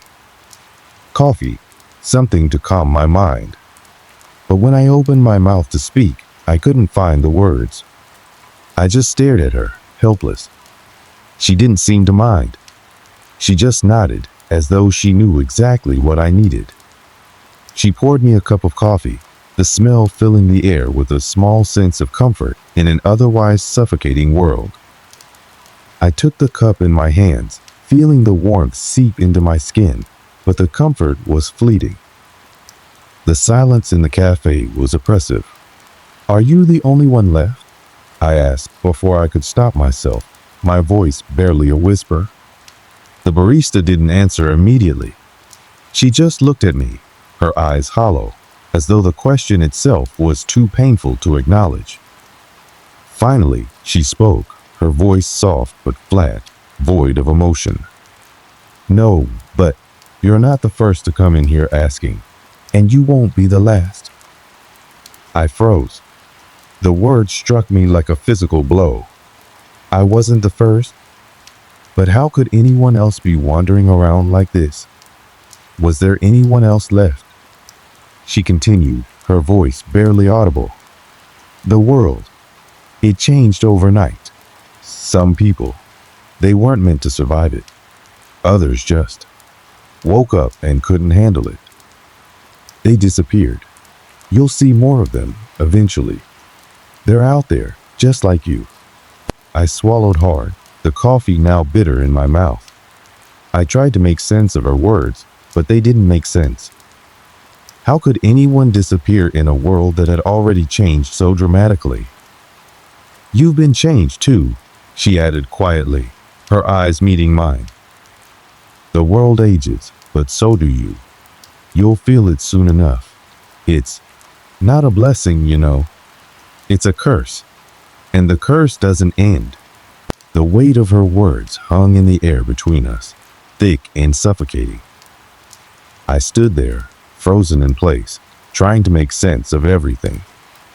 Trying to hold on to something, anything that could explain what was happening to me, to the world. But I could feel it in my bones, the truth that had been lurking just beneath the surface. The world I knew, the life I had lived, was gone. The people I had loved, the moments I had taken for granted, they were gone too, lost in the shifting tides of time. The only thing left now was to survive in this new reality, whatever it was. The people I would encounter, the places I would go, would be just as strange as the woman in the apartment, just as strange as the world itself. I could never go back. All that was left now was moving forward, into the unknown. And as I stood there, alone in that cafe, I realized that nothing would ever be the same again. Time had changed everything, and I was caught in the wake of it, a witness to a world that had moved on without me. A world that would never remember the way things used to be. Our story begins in a quiet suburban neighborhood where life flows at a gentle, predictable pace. It's a warm, early spring day, the kind where the sun casts long shadows through the leaves and birds chirp cheerfully from the branches. I live in a modest house with my husband, Mark, and our 2 children, Emily and Alex.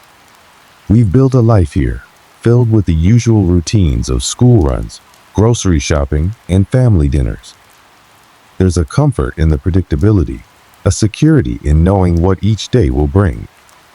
But sometimes, even in the most ordinary lives, a shadow can fall, altering everything in its path. I've always been a creature of habit, someone who takes solace in the familiar. Each morning, I make my coffee in the same chipped mug, feed the kids their breakfast, and send them off to school.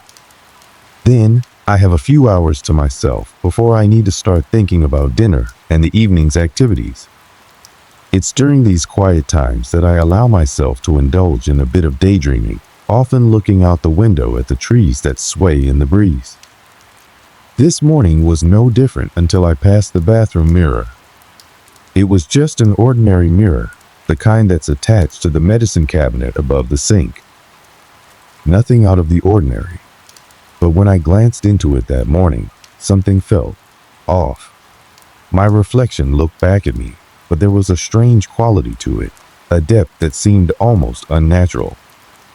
The eyes stared a little too intently, the expression a little too serious. I chalked it up to an early morning fogginess, a trick of the light, and went about my business. But as I went about my day, the feeling lingered, a nagging sense that something was watching me. Later that afternoon, as I was cleaning up after lunch, I glanced at the mirror again. This time, it wasn't just my reflection, it seemed to be moving, subtly but unmistakably. The movements weren't quite right, not as fluid or natural as my own. It was like watching a video on slow motion, where every movement is just a fraction off. I stepped closer, frowning, and peered into the glass. My reflection mirrored my movements, but there was an odd hesitancy to it, a hesitation that I didn't feel myself. I stepped back, shaking my head. Maybe I was just overtired, or maybe the mirror was slightly warped. But as I looked at it again, I noticed something even more unsettling. The reflection of my face wasn't just different in movement, it was different in expression. My reflection wore a faint smile, while I felt a tight knot of anxiety forming in my stomach. It was as if my reflection knew something I didn't, something sinister. That night, I lay in bed, tossing and turning, the image of my strange reflection haunting my thoughts. I couldn't shake the feeling that something was trying to communicate with me, that my mirror held a secret, and I was its unwilling audience. I tried to rationalize it away, telling myself it was just a trick of the mind, a byproduct of an overactive imagination. But as I lay there, staring at the ceiling, I knew there was more to it than that. The next morning, I avoided the mirror, opting instead for a quick wash-up without looking directly into it. But as I went about my day, the incidents with the mirror started to replay in my mind. I found myself catching glimpses of my reflection out of the corner of my eye, and each time, it seemed to be staring back at me, its eyes a little too intense, its expression a little too knowing. When Mark came home from work, I tried to talk to him about it, but he just chuckled and dismissed it as a trick of the light or my imagination. "You've been under a lot of stress lately," he said, placing a reassuring hand on my shoulder. "Maybe you need a break, a little getaway. How about we take a weekend trip, just the two of us?" I forced a smile, nodding along with his suggestion, but inside, I knew it wasn't going to solve the problem. The mirror was more than just a reflection. It was a window into something darker, something I couldn't ignore. As the days went by, the incidents became more frequent. I couldn't help but notice that every time I passed the mirror, my reflection seemed to be doing something different. It would mimic my movements, but with a delay, as if it was anticipating my actions before I even made them. Sometimes it would move faster than I did, its limbs stretching unnaturally, its eyes boring into mine with an intensity that sent shivers down my spine. I started to feel a deep sense of unease every time I looked into the mirror, a gut-wrenching fear that told me something was terribly wrong. One evening, I decided to test my theory. I stood in front of the mirror, trying to act out various movements to see how my reflection would respond. I raised my right arm, and so did the reflection, but a split second later. I moved my left leg, and the reflection mirrored the action, but jerkily, as if it was struggling to keep up. I frowned, my heart racing. It was like watching a puppet show, where the puppeteer was trying to mimic my movements, but couldn't quite get it right. I started to feel a sense of dread settling over me, a dark cloud of fear that I couldn't shake. What if my reflection was trying to tell me something, trying to communicate a warning that I couldn't understand? What if it wasn't just a reflection, but a different entity, a part of me that was trying to break free? The idea was almost too terrifying to contemplate, but the evidence was right there, staring back at me in the mirror. That night, I had trouble sleeping. Every time I closed my eyes, I saw the reflection, its eyes watching me, its smile growing wider and more sinister. I couldn't escape it, couldn't escape the feeling that something was trying to reach out to me, something malevolent and dangerous. I tossed and turned, the covers feeling too hot, the room too small. I felt trapped, ensnared by my own fear. The next day, I decided I couldn't ignore it any longer. I had to get help. I contacted a local paranormal investigator, someone who had experience with strange phenomena and unexplainable occurrences. He came to our house, a tall man with a calm demeanor and a reassuring smile. He listened as I described the strange events, the unnerving presence of my reflection, and the growing sense of dread that seemed to follow me everywhere. "Have you tried anything to provoke the reflection?" he asked, his voice steady and calm. I hesitated, then nodded. "I've tried to interact with it, to see if it would react differently. It always mirrors my actions, but with a delay, and sometimes it moves too fast, too smoothly." It's almost as if it's alive. The investigator frowned, his eyes narrowing as he considered my words.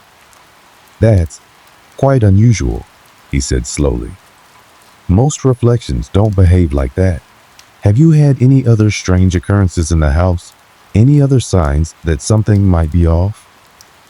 I thought back over the past few weeks, trying to remember if there had been any other odd incidents. But other than the mirror, everything seemed normal. The kids were doing well in school, Mark and I were getting along, and life was proceeding as usual. It was just the mirror that had become a constant source of unease. The investigators suggested we perform a simple ritual to cleanse the house, to see if that would affect the mirror. He provided me with a set of instructions, including the use of salt and sage, and advised me to follow them precisely. I agreed, not really knowing what else to do, and he left with a promise to check in later. That night, I went through the ritual, lighting the sage and sprinkling salt around the mirror. I recited the words the investigator had given me, my voice trembling with fear. As I finished, I felt a strange, almost electric chill run down my spine. The room seemed to grow colder, and the air was thick with tension. I waited for something to happen, for the mirror to change, but nothing did. The reflection continued to mirror my actions, the same strange movements and intense expressions. I spent the next few days on edge, constantly watching the mirror, waiting for something to change. But it didn't. The reflection continued to mimic my actions, never deviating, never responding in any way that could be considered normal. I started to wonder if the investigator's ritual had done more harm than good, if it had only stirred up something that was better left undisturbed. Then, one evening, as I was preparing dinner, something strange happened. I caught sight of my reflection in the corner of my eye, and for the first time, it wasn't just mimicking my actions. It was doing something different. My reflection raised its hand, not to mirror my own, but to reach out, as if trying to touch something beyond the glass. I froze, my heart pounding in my chest. This wasn't just a reflection, it was reaching out, trying to connect with something, trying to communicate a message. It started on a cold December evening. I had just returned home after a long day at work. The routine was the same as always. Kick off my shoes by the door, hang my coat on the rack, and head straight to the bathroom to freshen up. I glanced at the mirror, as I always did, while washing my hands. For a fleeting second, I thought I saw something off. At first, I chalked it up to exhaustion. My reflection looked a little delayed. Almost imperceptibly, the movements of my reflection didn't quite sync with my own. It wasn't dramatic, just a fraction of a second slower. I raised my hand to scratch my head, and I thought my reflection lingered with its arm at its side for a moment longer than it should have. I laughed it off. "I'm losing it," I muttered to myself. The thought of it being anything more than my tired mind playing tricks felt ridiculous. After all, mirrors don't behave strangely, they just reflect what they see. I shook my head, dismissed the thought, and carried on with my evening. The next morning, I didn't even think about the mirror. The rush of getting ready for work occupied my mind, and the previous night's oddity felt like a distant memory. But when I got home again that evening, the memory of that moment returned as I passed the mirror in the hallway. This time, I deliberately stopped and stared at it. "All right," I said out loud, half laughing. "Let's see if I'm crazy." I moved my hands up, then down, and side to side. I stepped forward, then back. Nothing. My reflection moved perfectly in sync, just as it always had. Satisfied, I turned away, then stopped dead in my tracks. From the corner of my eye, I could swear I saw my reflection still facing the mirror while I was turning away. My heart skipped a beat as I whipped my head back to look. It was there, mimicking my every move as though nothing strange had happened. I froze, staring at myself in the glass. My heart was racing, but I forced a nervous laugh. "It's just in your head," I said under my breath, trying to sound casual even though no one else was around. Still, I couldn't shake the unease. That night, I found myself avoiding the mirror entirely.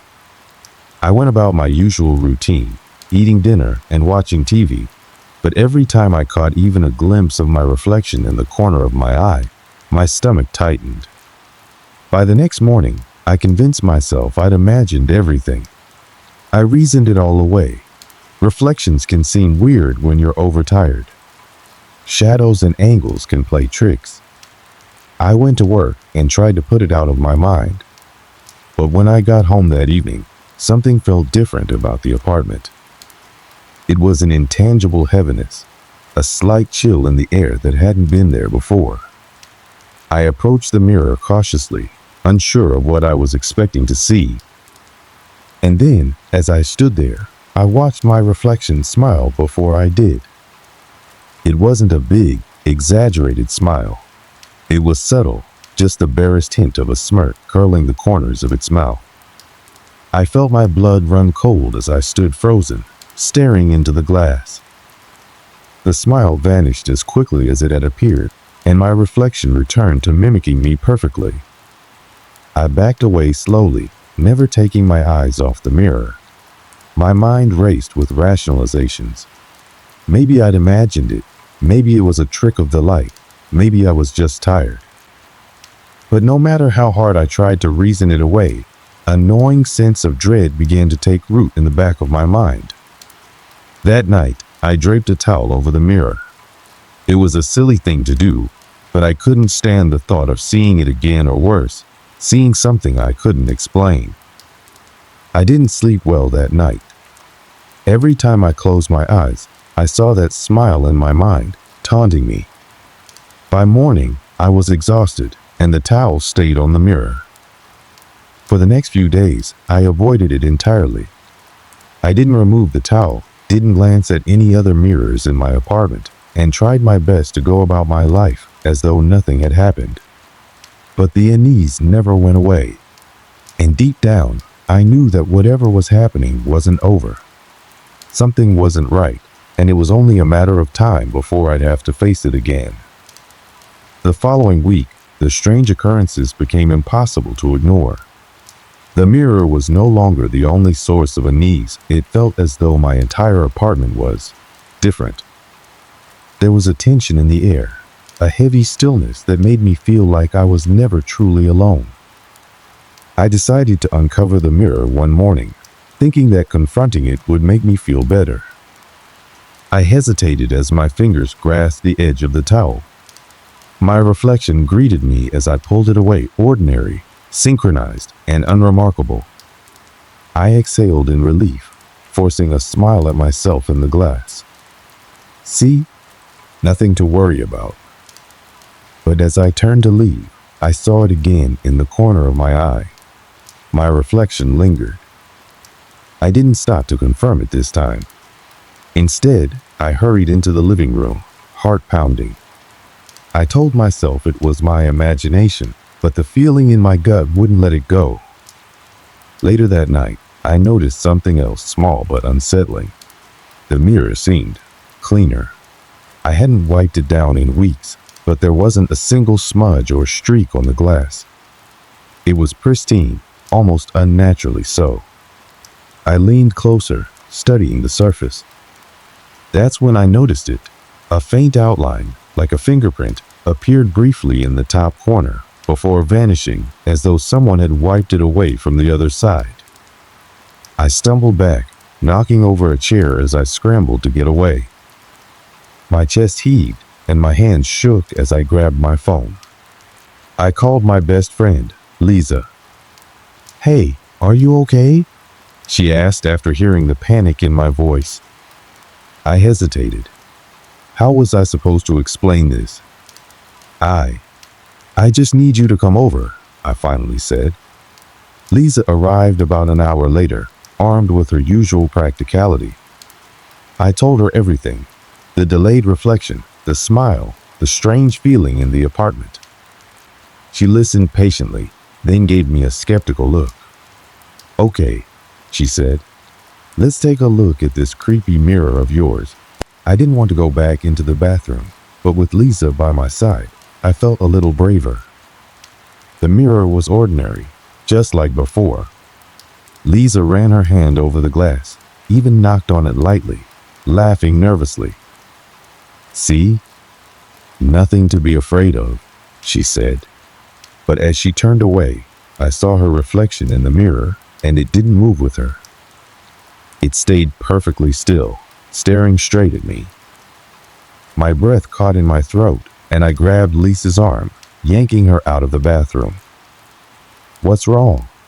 she asked, wide-eyed. I couldn't find the words to explain what I'd just seen. "Something's not right," I managed to whisper. That night, Lisa insisted on staying over. We decided to cover the mirror again, and Lisa joked about bringing sage the next time she visited. But as the hours ticked by, the tension in the apartment grew thicker. Around 3 a.m., I woke to the sound of faint tapping. At first, I thought it was coming from the window, but when I sat up and listened more closely, I realized it was coming from the bathroom. I woke Lisa, who groggily followed me to investigate. We stood outside the bathroom door, listening. The tapping stopped. I reached for the light switch, but Lisa stopped me. "Let me," she whispered, trying to sound braver than she looked.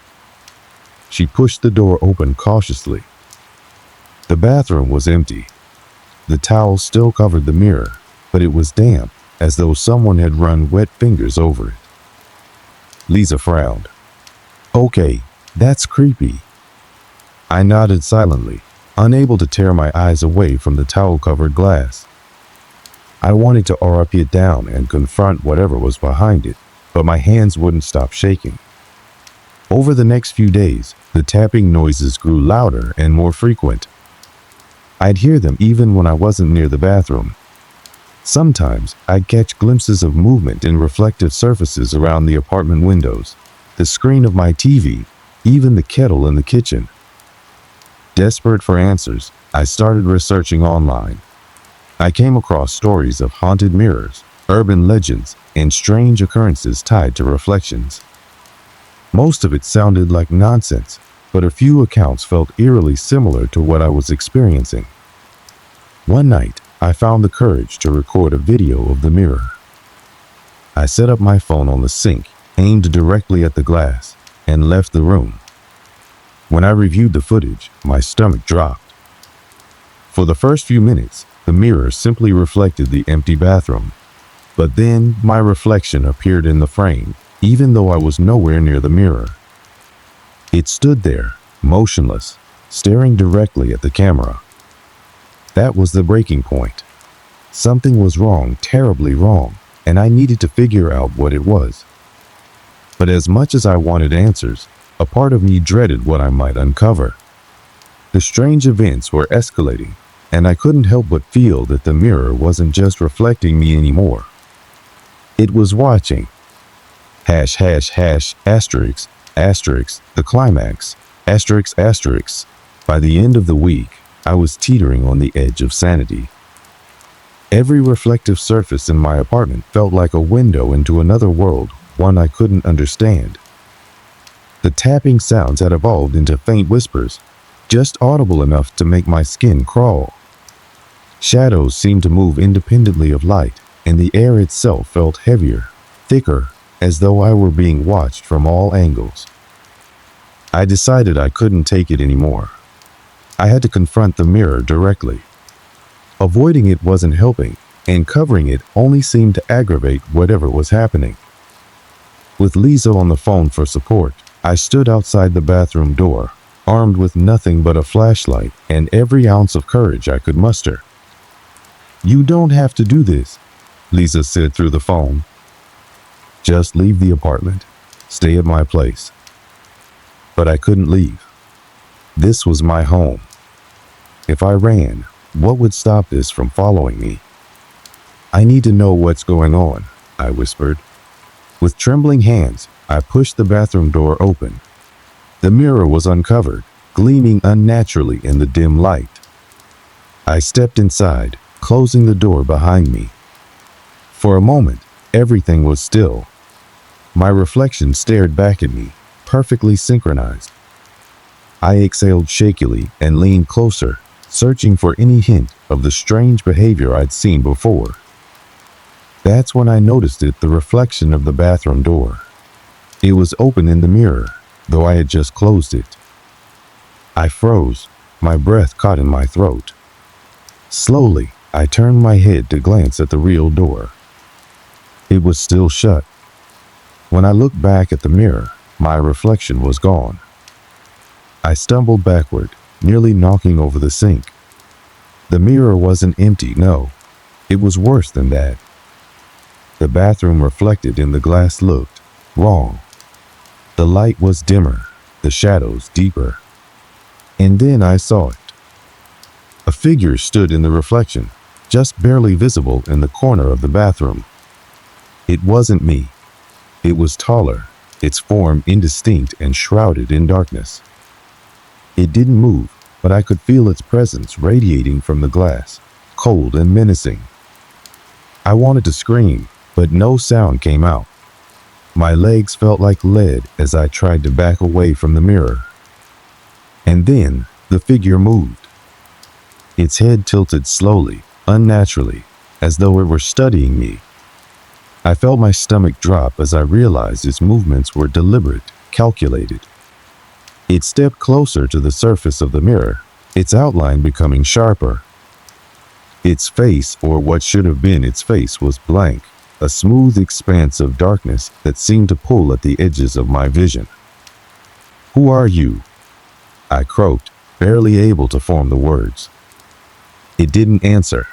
Instead, it raised a hand and placed it against the inside of the glass. My reflection should have mirrored the motion, but the real me hadn't moved. Panic surged through me as the figure's hand began to press harder against the glass, as though it were trying to push through. The surface of the mirror rippled slightly, like disturbed water. I stumbled toward the door, fumbling with the handle. But before I could pull it open, the lights flickered violently, and I heard the sound of glass shattering, not outward, but inward. The noise made my head spin, and I fell to the floor, clutching my ears. When I dared to look up, the mirror was intact, its surface still and smooth. But the figure was gone. Or so I thought.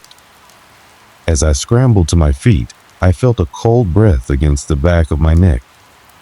My heart stopped. I turned slowly, my phone slipping from my grasp as I faced the empty room. It wasn't empty. The figure stood behind me, no longer confined to the glass.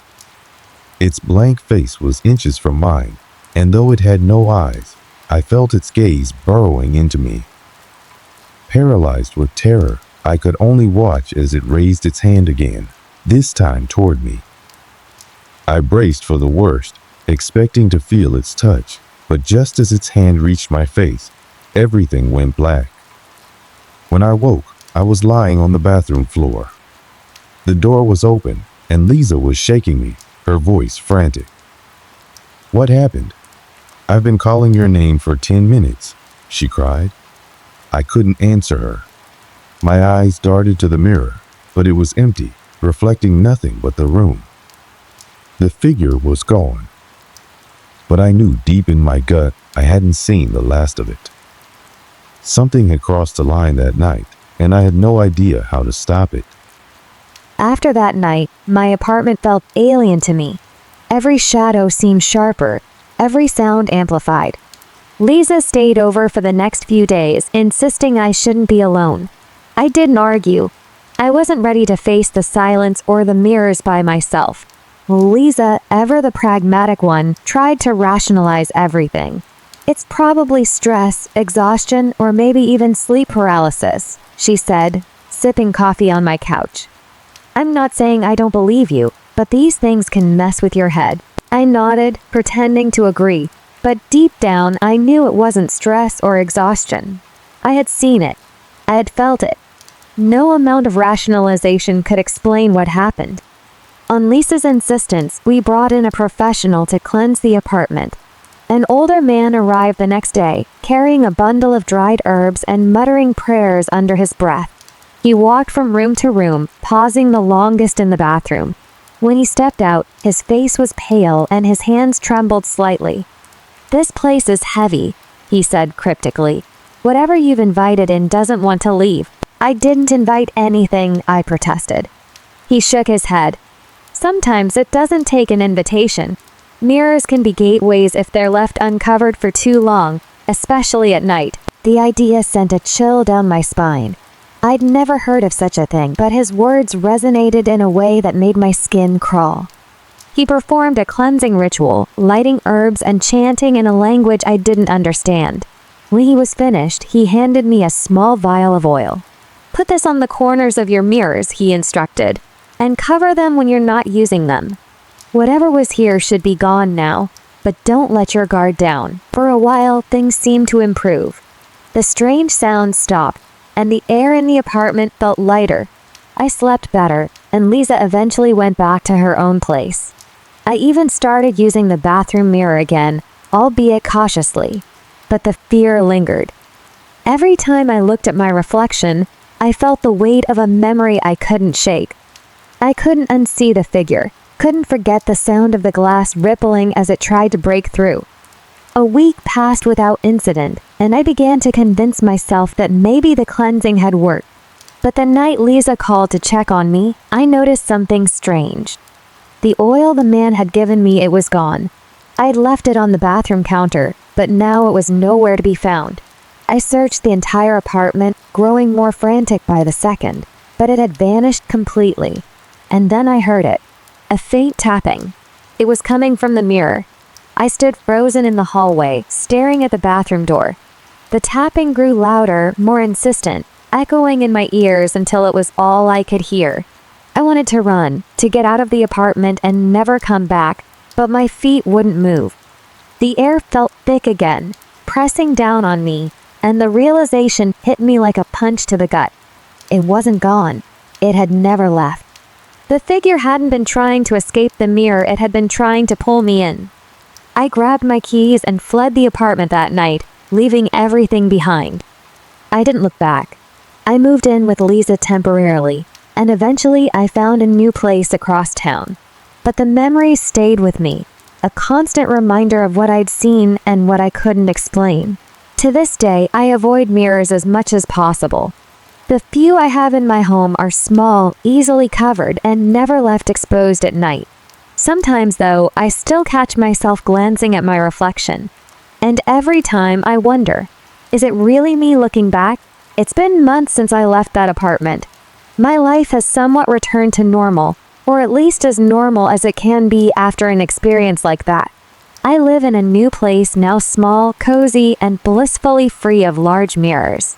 I've told myself over and over again that I'm safe here, that whatever I encountered back there is gone. But the truth is, I don't think I'll ever feel truly safe again. There are moments when I think about the mirror and wonder what would have happened if I had stayed. Would I have vanished into its depths? Would that figure have replaced me completely? The thought chills me to my core.